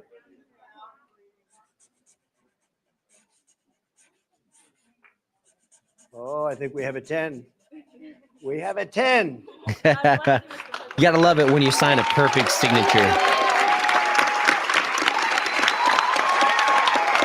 It's cool with my dad. There's like a still frame that got captured from this that's like a really high 4K. And what's awesome is my dad made that like his cover photo. It's a beautiful photo. Obviously, it's a move in the right direction, going against this degeneracy, which is this transgenderism that is very, very targeting towards kids. But Titan even said this, Reddit was this months about this video. I saw a tweet that had almost like 400,000 likes from a black activist who was like, wow, is this what they mean by diversity? Pointing out the fact that like, where are all the black women at? And always just finding something to be offended about. Jeez. Even in like one of the most beautiful moments I've ever seen, which is like, they all opted out, man. They're like, I can't be seen in a room with Trump clapping. Right. Get Right. out of my Exactly. cult. Yeah, because Trump is this big old white supremacist when he's a New York Democrat. Uh-huh. But what a great moment. Even if I do have disagreements with Trump and stuff, it's like that you can't say that's like not a beautiful moment. Like that's amazing. Like that's a win that people have been waiting for the last like 4, 5, 6, 7 years. Like I'm glad we got some actual hard ruling of like, and never do it again. Like the executive order says never do it again. Like you're going straight to prison. You ever try to do this trans stuff again? Right. Yeah, definitely. And so let's I got this clip here from Adam Collette. Don't know who that is, but President Trump aligns with an overwhelming majority of Americans as he signs an executive order to ban men from competing in women's sports. Thank you, Riley Gaines, and everyone else who has worked to protect girls across the nation. And we'll just play this. Transgender female athletes in women's sports. Only 18% of the country says that they should be, in fact, allowed to participate in women's sports. Compare Democrats. this to the opposition. I mean, my goodness gracious, 79%. You rarely get 79% of the country to agree on anything, but they do, in fact, agree on the idea of opposing transgender female athletes in women's sports. With my action this afternoon, we're putting every school receiving taxpayer dollars on notice that if you let men take over women's sports teams or invade your locker rooms, you will be investigated for violations of Title IX and risk your federal funding. There will be no federal funding. What a nice picture this is. Okay, and then we saw the rest of that. And then let's... What a nice picture. Right. What a nice picture. And like I said, no children were harmed during this event or sniffed, I meant to say. I will say 18% is still way too high. Yeah, like that is 18%, like we got some work to do, dude. Yeah, that's just way how too high. deeply ingrained the cult is. That's for sure. Let's see here. They know the importance of the photo. They try to subvert the narrative. Same with the fight photo. It won the presidential election. The photo was gone. Gonna put him on Mount Rushmore. Yeah, or give him his own mountain at this point. Jeez, bro. Like seriously, I was thinking about that the other day. Trump just might need his own mountain. But here we got Riley Gaines. I got three different videos of Riley responding. They're all a couple minutes long. But this is her outside of the White House. What we saw today is in total contrast with the treatment that we as women have received for the past 4 years. Me personally, fighting for this issue the past 3 years. So I'm just overwhelmed, of course, with excitement. I'm overwhelmed with gratitude. I have to kind of pinch myself that this is something that is necessary. We have to do, that a president has to take time out of his busy schedule to sign an executive order saying that men cannot compete in women's sports. I just think of our founding fathers and what they would think witnessing today's culture. But nonetheless, it is a big win. It is certainly a win worth celebrating, but we're not done. The House has passed this, H.R. 28, the Protection of Women and Girls in Sports Act, and now we call on the Senate to bring this bill forward, to have a vote, and hopefully to eventually get onto President Trump's desk to codifying the law. Would younger Riley have ever dreamed of this day when she got out of the pool and realized she tied with a guy? Younger Riley would have never dreamed of this day for a couple reasons, because younger Riley, this situation is unfathomable. But even, just a few years ago, 2 years ago, this is never a position I imagined myself in. I had other plans. I was in dental school to be a dentist, so to say this is a 180 would be an understatement. But of course, I recognize the issue that exists. I understand the urgency of which it needed to be handled. And so to have a president within his first 2-3 weeks in office really make this a priority, issue number 17 on his platform, to get into office and to make to emphatically say, women, girls, you deserve to call yourselves champions. You are worthy of equal opportunities. You are worthy of safety in your sports. You're worthy of privacy in your locker rooms. Again, it's just a total contrast to the previous administration and to the Democratic Party as it stands today. Yeah, and I see Abigail said, oops, I skipped over. Someone said libs are just shocked with everything Trump has done so far because this is what a real president looks like. TNT also mentioned, why isn't Congress working 18-hour days, passing bills to back up these EOs, executive orders? Well, first of all, they're incapable. They're all a bunch of dinosaurs for the most part. They all need their naps, right. And getting pushed around in wheelchairs. Right, exactly. So no, but they're just not willing to work for the American people like Trump is. Trump is cut from a different cloth, and that's part of what makes him so great, honestly. And I'm not saying that he's perfect, don't get me wrong, but man, the rate that he's delivering, it's okay, you can say it. Thane said, look, I love Trump, I don't care. I'm not. If he messes up, I'll call him out. The whole Gaza thing was definitely worth questioning and everything like that. But realistically, Thane says, realistically, has a president ever done this much in the first 3 weeks? This guy and his team is absolutely draining and disturbing the swamp. Yeah, 100%, 100%. Exactly. Michael says, Michael, I think is how that actually is pronounced. For all of Trump's fault, he was the only man with the spine to step up and protect the girls and women. It is such a shame it took this long for a man to step up. 100%. I mean, this is something that, you know, a masculine man does. He protects women and children, right? Especially from predators and, you know, men trying to participate in women's sports, girls' sports are just that. They're predators, in my opinion. They're weak. Well, I'm old enough to remember when, man, what was the guy's name? He was like a creator, but he got banned because he tweeted, "Men aren't women, though. Men aren't women, though," and he was banned. I can't remember who that creator was. Somebody in the chat might probably know. He was he's like a decently sized creator at the time, but he was yanked off of Twitter and demonized for saying men aren't women, though. 4 years later, here we are. Yeah, that's crazy. Another response from Riley Gaines, although she did pretty much say everything in that one, but it's been 3 years women being canceled by Democrats. Let's just see here. But for the past 3 years, we have been stonewalled. And when I say we, I mean women. We have been stonewalled by the previous administration. And actually not just stonewalled, they actively worked against us as women and required these men into our sports, into our locker rooms, into our single-sex spaces, and reprimanded us as women if we even dared to question this. So to see the moral clarity and the decisive action of course, President Trump, who has made this a priority. It was issue number 17 on his platform within the first, 2-3 weeks of his presidency, making this a priority. It sends a very strong, clear message to women and girls across the country that we matter. And again, that could not be more stark from the message that Joe Biden and his administration sent. Yeah. So, I'm just loving it. I'm loving seeing everything that Trump is delivering. You got to keep on the offensive too. Yeah. I think I highlighted this a couple of shows ago, which was, and we got even more. Alito joined Thomas Clarence on this too.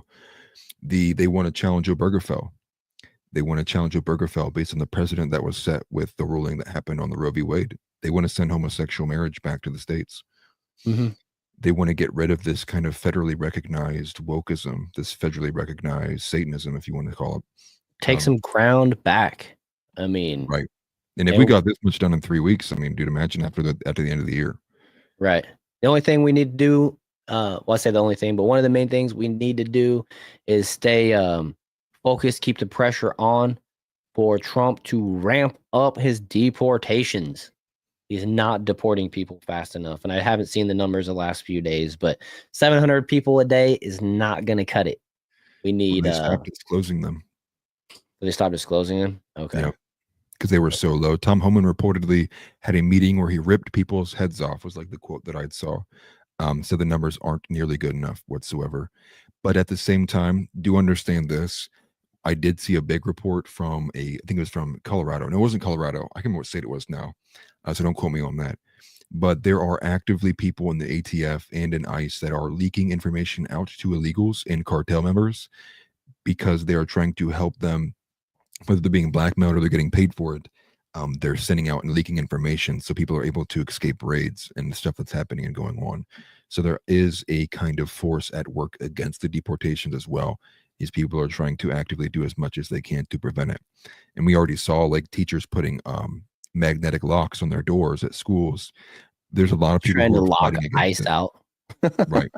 I mean, deport her too. You take her passport and burn it in a fire. Get out. You know, that's disgusting. You even saw the story that was earlier this year where a teacher quit because she was like, 80% of my class is from Haiti. Like, I don't want to do this anymore. She's like, I can't. She's like, the amount of effort I have to put in to try to learn like speak English to these kids has made my job incredibly hard. Like I'm not getting paid enough for this, and I also hate what I'm seeing in this, and just stepped away. People obviously called her racist for that too. Obviously, you know, you can't do anything but love every other culture. Um, but I hope that we can pick it up. That is one of the big things too. I want to see 10 million people gone minimum in the next 4 years. Minimum. Like I would like to see, you know, the highest estimated number is that it's up to around 40 plus million people actually came in under Biden. So I would like to see 25, 30, 40 million people sent back to their homes so they can make their own homes great. Right. I mean, they're already sending the cash back anyways. But do you have time to you got 10 more minutes? I know we're after 9. I know you said you got a hard out at 9, but you got 10 more minutes. I wanted to play this one from Ian Carroll. Yeah, let's go ahead. Okay. All right, I appreciate it because I like your thoughts on this one. But this is Ian Carroll exposing the top recipient of USAID, and the funding seems to be a company called Chemonics International Inc. And they're not up to anything good. Though I have we'll let him speak from the rest of this. It's 8 minutes long. We might stop it in the intro, but we're just gonna let it rip. This one's interesting. This is crazy actually to find out how much they're getting. Someone who knows more than me help me out with this one. So I've been using usaspending.gov to look into the USAID spending over the last 4 years, because cracking open the USAID scandal changes the game. It is the story right now. And Americans are learning about all kinds of crazy government programs that we've been funding. But we're also learning about all kinds of organizations and NGOs and nonprofits that we didn't know we didn't even know existed. Okay, disregard the filter that TikTok just put on me for the last like 10 clips. And in the data here, I noticed that when you sort it by the size of payment, the largest payment, $6 billion, is to Chemonics International Inc., and then Pfizer. But then there's more Chemonics International. I gotta ask a question too. You guys let me know in chat. Have you ever heard of USAID before? Maybe I'm just dumb, but I'd never even heard of this entity before. And to find out, like, look at the numbers. I don't know if you guys can read them on your screens, but some of the numbers that they're getting over here on the right, it's incredible. 4 billion to Pfizer. Yeah, and that's the thing that I wanted to mention too is Pfizer, number 2. Why is a government entity dishing out money like that directly to a pharmaceutical company? Like, I just don't get it. Alt Companion, I never heard of it. Yeah, I have a feeling most people have never heard of USAID, but I don't know. But yeah, Deep State. I also saw they gave a bunch of money to the World Economic Forum. Like every day we find out about 2 or 3 new entities. Like first it was Politico and the BBC, now the New York Times. Volpes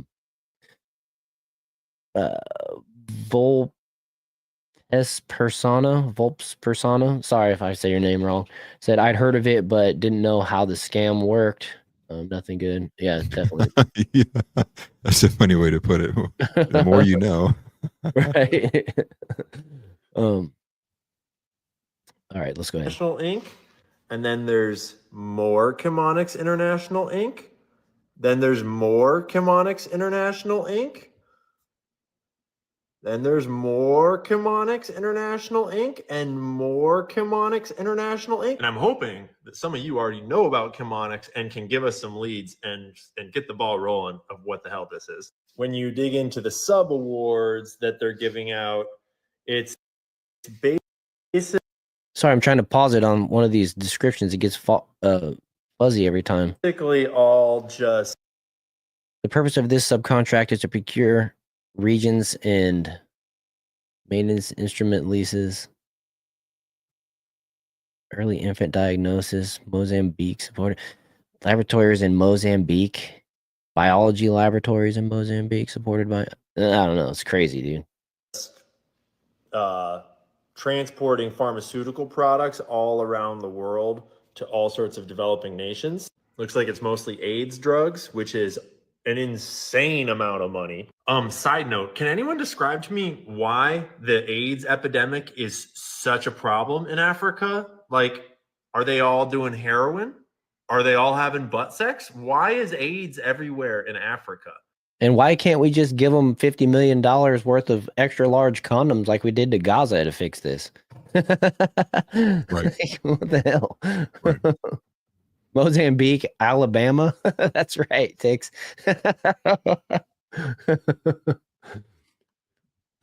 That's funny. Yeah, I will look up that. Let me look up Chemonics internationally. Here, where are we at? We're at a minute 51. This is on usaspending.gov, by the way. I wanted to just bounce back and clarify that. We're at 151. Okay. Are they all having butt sex? Why is AIDS everywhere in Africa? Is it just from poor sanitation? Or is it possible that we're not being told the whole story about the AIDS epidemic? Because what? But anyway, Fauci. Chemonics International has earned $1.8 billion just in the last 12 months. But in all fiscal years, it looks like $17.3 billion.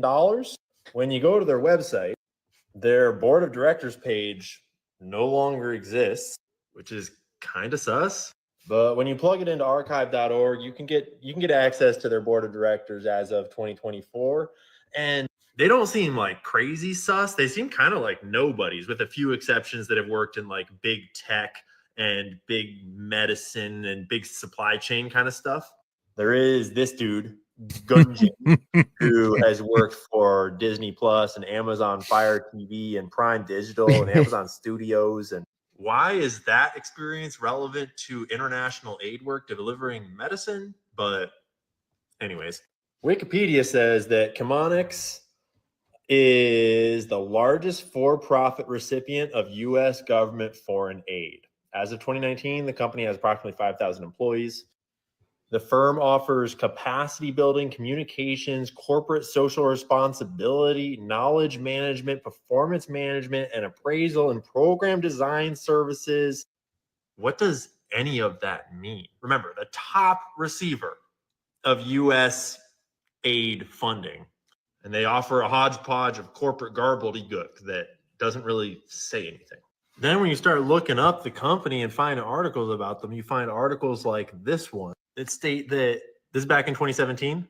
In the first quarter of 2017, only 7% of the health commodity shipments delivered through this program arrived at their destination on time and in full, meaning that 93% of the shipments they sent in that quarter were either arrived incomplete or did not arrive within the 21-day window allotted and agreed to by the buyer. The largest recipient of foreign aid from our tax dollars is a company you've never heard of. And when they're using that massive share of our tax dollars, only 7% of the shipments they're sending are making it to their destination. It sounds like a huge money laundering scheme. You know, we talk about how our leaders funnel money back into their pockets, and the Democrats are always like, what are you talking about? We trust the government, blah, blah, blah. And it's like, that's here. You want to, you got 8 minutes. I'll show you. Right. They do with like with BLM. BLM got funded by USAID. They were funneling money to Tide Foundations or Tide Industries. It's like $153 million got funneled back to them. Same thing happens with the Ukraine money as well. What ends up happening is we send these multi-million-dollar, billion-dollar packages to Ukraine. What ends up happening, the money makes it over there. Then Ukraine then sends it back to lobby our politicians to vote for the next package of money to be sent over there. There's a cycle. It is a massive money laundering operation.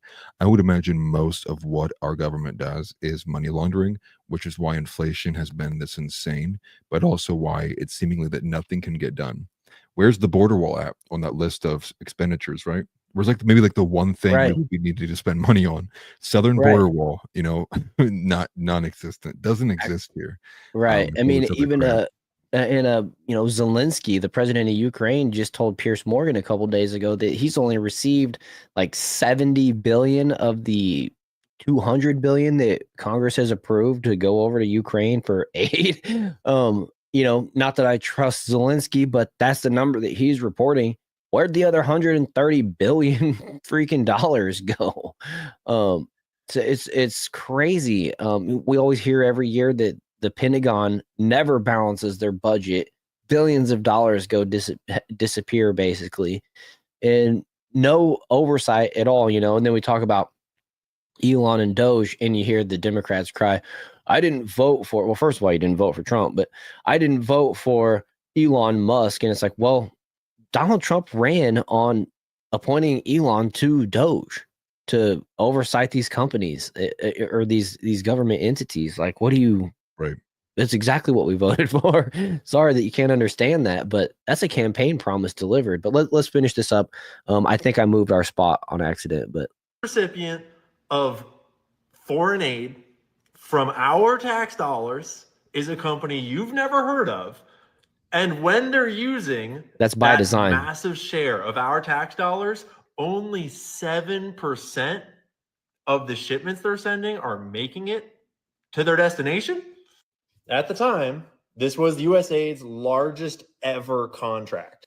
And then there's this article. It starts off by talking about this power plant in Afghanistan that these two firms, Black and Veatch and Louis Berger Group, got a government contract through USAID to build, at least I presume it was through USAID. I don't know if that specific contract was.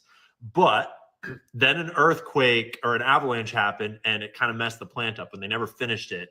That they started. And now it's producing 2% of the power it was intended to generate. So then the article goes on to explore a number of sort of aid misallocations of funds over the years. And it starts with Hillary Clinton's tenure at the State Department. The company CEO was indicted for siphoning money from USAID reconstruction contracts in Iraq and Afghanistan, because that's what USAID is for Hillary Clinton's friends to siphon money. TNT nailed that about 5 minutes ago. Out into their own pockets. Louis Berger, the firm that built that messed up power plant, they're represented by John Podesta and his lobbying group. You might know our boy John from his appearance in scandals like Pizzagate. Thank you, Steve. And it goes on. Yeah, Steve, have a good night, man. Go Chiefs tomorrow. Talk about how Podesta was asked to come up with these sustainable development goals for this Council of International Development Companies. And one of those companies is Chemonics. Chemonics is the one we started on, the one that's the largest recipient of USAID money there is. And they thrived during Clinton's tenure, nabbing more contracts during the Haiti reconstruction effort than any other company. Funny, Cheryl Mills, Clinton's then chief of staff, was the point person, Politico reported. So USAID propaganda outlet reporting on USAID grifters about USAID programs that aren't, none of it is doing what we're told it was doing. If you don't know about Laura Silsby and the Haitian children trafficking scandal that erupted, that the Clintons and Cheryl Mills and Bill were all clearly involved in, like literally a trafficking ring got exposed, then it turned up in the Clinton emails that they were funded by and consulted by the Clintons. And then it turned up that the Clintons were protecting them. And then Bill Clinton got this position as the interim Haiti Recovery Commission chair with it. And he pardoned them and sent them home and covered it all up. It's a whole scandal. But despite Chemonics' scandals in Haiti, it continued to win lucrative USAID contracts in 2011 in Afghanistan. The project was intended to create 300,000 jobs. By 2013, after 2 years, it had only created 2,458 jobs. In May 2009, it won a $90 million contract. Right, Democrat government efficiency. If it didn't work when you spend $100 billion on it, just spend $200 billion on it next time, and that'll fix the problem. Contract to grow exports and employment in the Pakistani economy. AKA, just throw more money at a problem to fix it, not diagnose what the issue was in the first place. Right.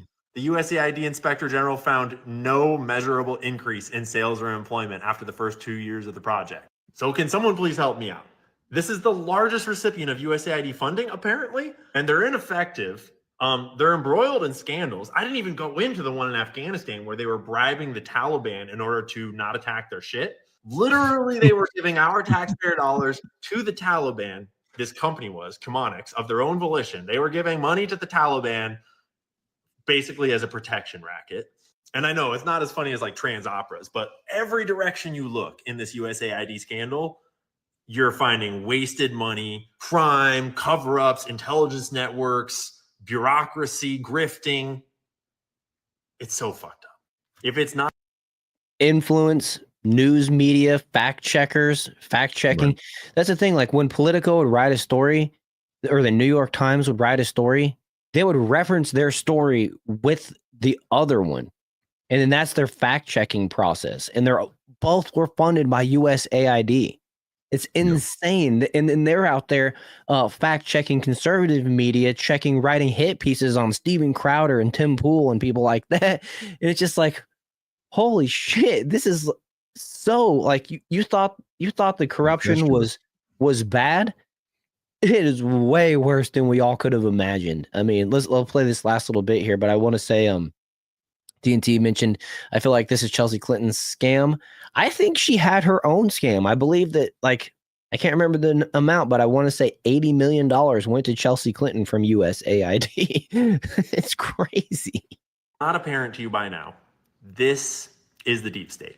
And it's been being built over the last 20 years, ever since Bill Clinton's time and even before, out of these proxy companies, these non-government organizations, these charitable organizations, all these shadow kind of organizations that you don't know about, that we don't elect, that are some of them private, some of them public, all of them in the shadows, just wheeling and dealing billions and billions and billions of dollars of taxpayer money that just goes into the black box of aid and then is never heard from again. If anyone else has any dirt on this Chemonics company, I would love to hear it. And as you've mentioned before, pray for Ian Carroll's safety. We need this dude to stick around, because holy crap, that was a lot of information in a short amount of time. And Tix Bomber said if where's it at? Sorry, it went up and I clicked the wrong. In USAID is nothing. That's a tiny little pissant in this big scheme. They were a guppy, and if that's true, I mean, and that's the thing. This is like the first main big thing that DOGE really kind of looked into. We might be just looking at the tip of the iceberg, and that is. Well, yeah. I mean, what I would say too, the Ukraine money laundering scheme would dwarf this by itself. So just the amount of money that we're talking, multi-billion-dollar packages in a couple of years. USAID's been around for a bit longer, but just in the last couple of years. The billions of dollars that we send overseas, that is ultimately then regurgitated by the Ukrainian government to lobby all of our different politicians to hold positions that are pro-Ukrainian, is insane. So this kind of, like somebody said, circle jerk. That's what it is. It's like this kind of rotating amount, and then they get lobbied that money to vote for the next bill that sends it out. And so if you look at the amount that we had the Ukrainians, it's multi-billions. So I think even what USAID there, he was showing all fiscal years. Chemonics only got like 17.3 billion, still a large amount over a long period of time. But we're talking like the last 3-4 years for the Ukrainian conflict. True. And now that's billion. I mean, we're talking hundreds of billions of dollars. That is an insane amount of money laundering. Yeah. TNT, it's death from 1,000 cuts. Elon is putting band-aids on, but there's a lot of work still to do. Yeah, and it's just the beginning. I mean, we're still in the first month of Trump's presidency here. So if this goes on for 4 years and they expose this type of waste for the next 4 years, we're going to have to bring back some tar and feathering or something like that for these people, because there's no way some of these people should be walking around free. They should all be in prison, essentially. They've capitalized way too much while they've stepped on the back of our necks, keeping us poor, living paycheck to paycheck, while they just enrich themselves. They're lobbyists and everything. I think World's fire alarm's going off. It is. Somebody's cooking. Word. If it gets hot, there's one fire alarm. They're all on this thing. If you're cooking out of the oven and you open it and it's real hot, just the heat sets off the one, and then the rest of them go off. So apologize for that. But yeah, we've ran long. I really wanted to share that last bit with you, because that's just some incredible information. And good job by Elon. Good job by Ian Carroll. Keep an eye out for what's next. I mean, Tyler's cooking. That's right. I can smell the food too, and I'm getting hungry. So we got some bacon. We're trying out some bacon wrapped. They're just sirloins, but they're like fat and like thick. They almost look like fillets or something like that. But anyways, did you have anything you wanted to add before we just go ahead and wrap it up? No, just want to say thanks everybody for being here. I know we probably had a higher stream count. It looks like we had like over 100 people on X, and probably had a good bit on YouTube there as well. I wasn't keeping track. We got over 200 right now actually on X, and 242 total. So thank you everybody for being here, by the way. Yeah, that's awesome. And yeah, I just want to say thanks everybody for the engagement. Christ is King as always. And that's it. We will see you on Wednesday. Yeah, and I would just remind everybody that you can catch our live show here every Monday, Wednesday, and Saturday at 7 p.m. Eastern time. And you know, we love doing this. We love engaging with content. Remind everybody that we have a Discord link where we continue these conversations all day long, pretty much. And that link is in the description. Remind you as well, check out Atlas Thugged on YouTube. If you folks over on X wouldn't mind going over to YouTube and giving Atlas Thugged a subscribe, we would get him over 1,000 subscribers, and that's a big milestone, something we've been working for, and it's a goal that we've had. So guys, go do that. Just do it right now, right? Yes, thank you very much. It's a free way to be able to help me out. Once I hit give away subs, I'll get like the ad revenue. give away Google's money. Yeah, exactly. Yeah, give away Google's money for free. It's a nice way that we can support each other and promote the good ideas, right? I appreciate everybody for being here. Once again, Christ is King, and go Chiefs. No, okay. No, and join the Discord too. The link is in the description below. Yeah, definitely. Part of the community. Definitely. All right, thanks guys. We'll see you on Monday.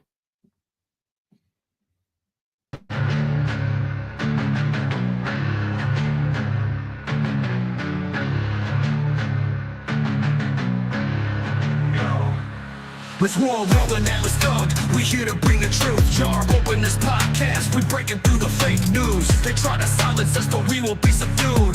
We're bearded alpha males here to save the youth. Spitting fire on the mic with the bass Christian takes. Exposing the lies, keeping the demons at bay. We ain't afraid to speak up, we won't be swayed.